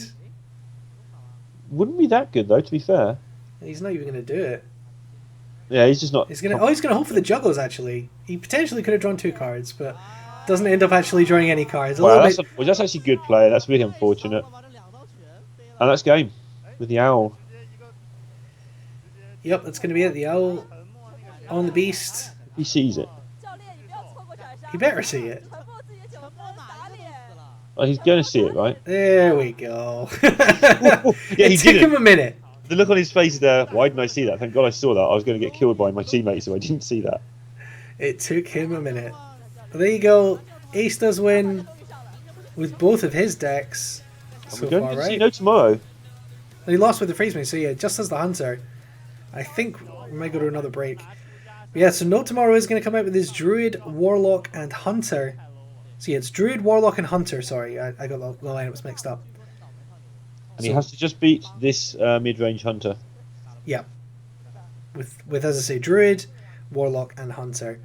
We don't know what the Warlock's going to be. The Druid, you would think, will be a standard mid-range. What do you make of that matchup? The mid-range Druid versus the mid-range Hunter. I like the Hunter, I think. It does come down to, obviously, what nonsense the Druid does. Like all Druid games, is what nonsense does the Druid do. But I like the Hunter in that matchup. How about you? I think that it's... it just gets a consistent damage in before the combo comes down for me. Obviously, the Druid is capable of fighting for that board, though, as well. I mean, this mid-range Hunter, it's already, what, 2-0? Yeah. It's going to have to go... 3-0. No, it's going to have to go more than that. Oh, 5-0 total, yeah. 3-0 more from here. It's going to have to go 5-0 to win this matchup. No Tomorrow explain what everyone else has done wrong. Well, now it's up to No Tomorrow to seal this match out. So we're now in a straight shootout between No Tomorrow and Ace. One player does have 3 decks versus 1 for Ace, but it is just a one-on-one matchup. It's effectively a last hero standing best of 5 already when Ace is 0-2 down. Cool. So we're down to the Ace match at last. You look at No Tomorrow here. This is like coming into a best of 5 having already won 2 games without having to do anything. And that 14-8. What was his last game? Was it 0-6 or something? Yeah, he had a really bad game in the last match that he played after coming back from BlizzCon. I think it might have been something like 0-5 or 1-5. Yeah, he was something like... I think he was exactly 10-1 at one point. And I think it went better than that, and then he just had this mighty accident. Yeah, he hasn't actually played as much as some of the other players, just because he had the BlizzCon warm-up, and then obviously BlizzCon itself. I'd say you're one of the very best players in the world. I don't mind saying that. And Ace, obviously, no slouch, but No Tomorrow, with 3 decks against 1, having a massive advantage here. And we did say the Druid and the Hunter are 2 of his favourite decks. It's not like he's been stuck with bad decks here. He has 2 out of the 3 decks that he took to BlizzCon. And he's going into the Hunter, so it looks like it might be a Face Hunter against Mid-Range Hunter. Okay. Yeah, so he won 2 matches but lost 4 in his last match against IG because IG targeted him. So he went like 2-4, 2-5, something like that.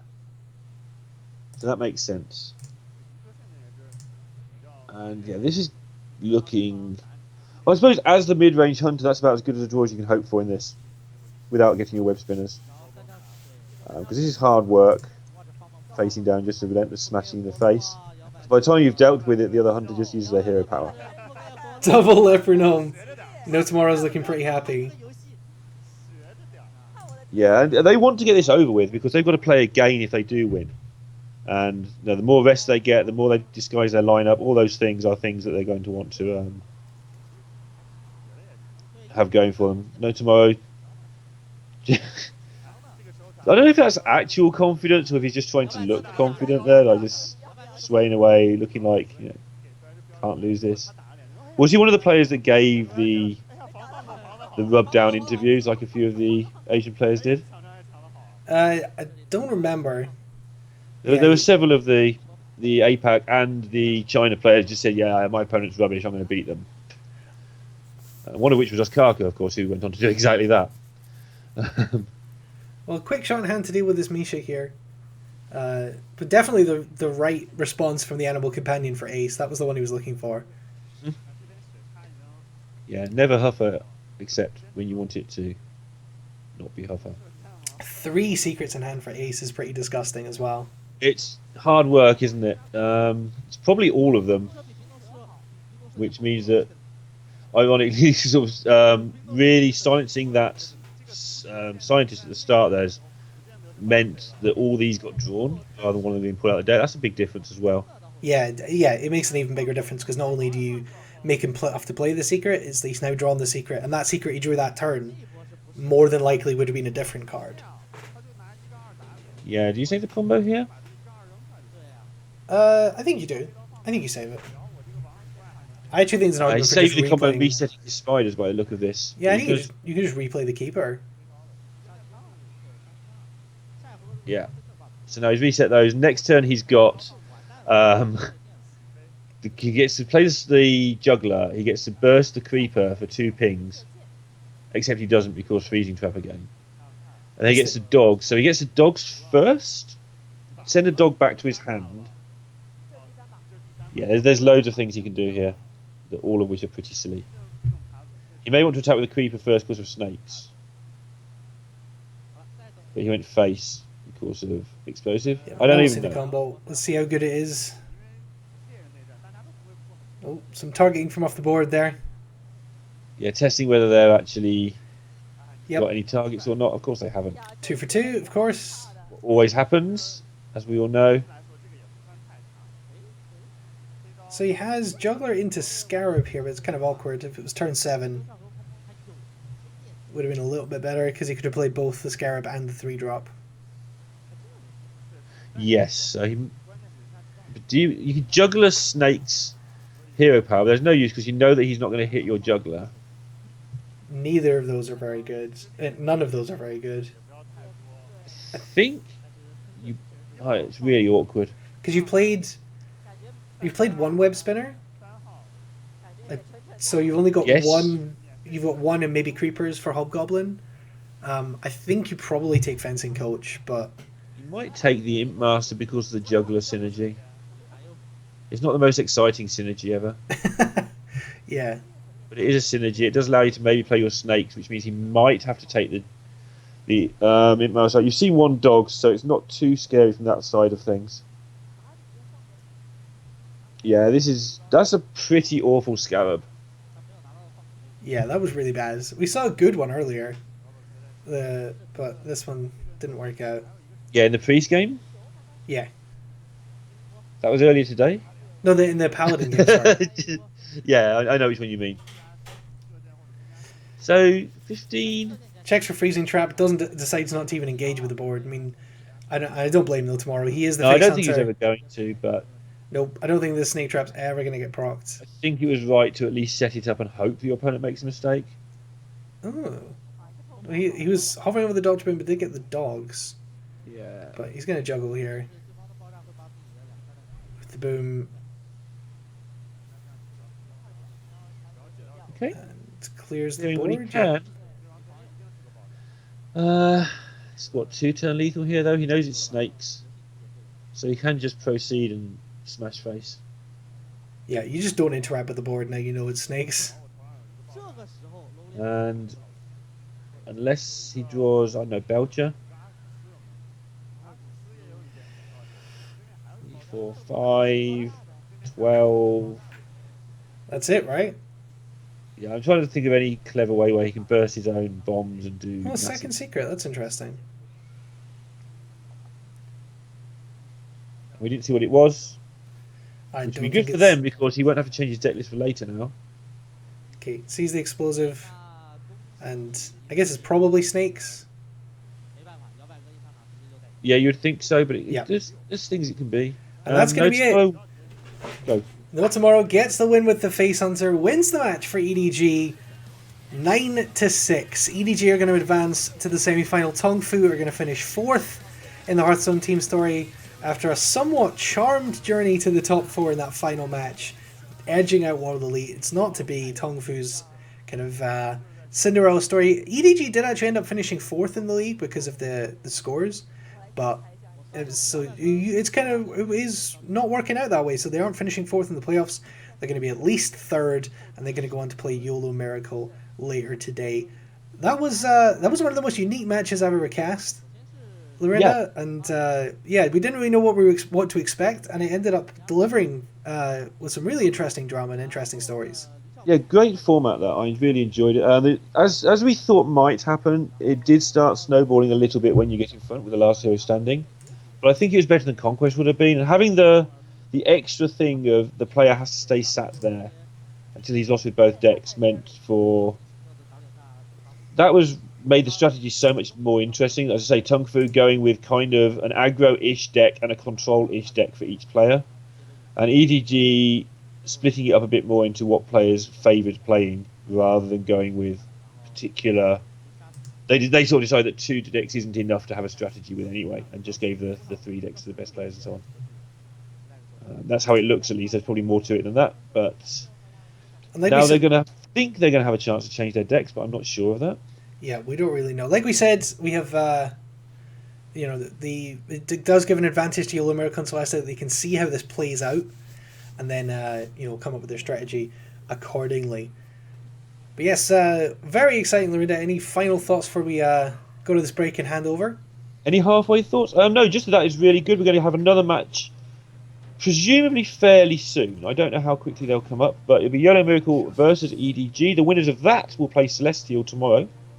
We're going to have D2 hosting us, and yes. I'm going to take 10 minutes to get my heading gear ready for the next podcast. I think that's all. Everybody stay here, hit that follow button, and all that stuff. Yep, so the channel's going to go offline for just a minute while we get D2 set up to host, so we're going to swap over, and he will come back and bring you the second best of 17 of the day, the semi-final, the second last match of the first season of Hearthstone Team Story. Don't go anywhere, you're watching the Hearthstone Team Story Finals on HSCN.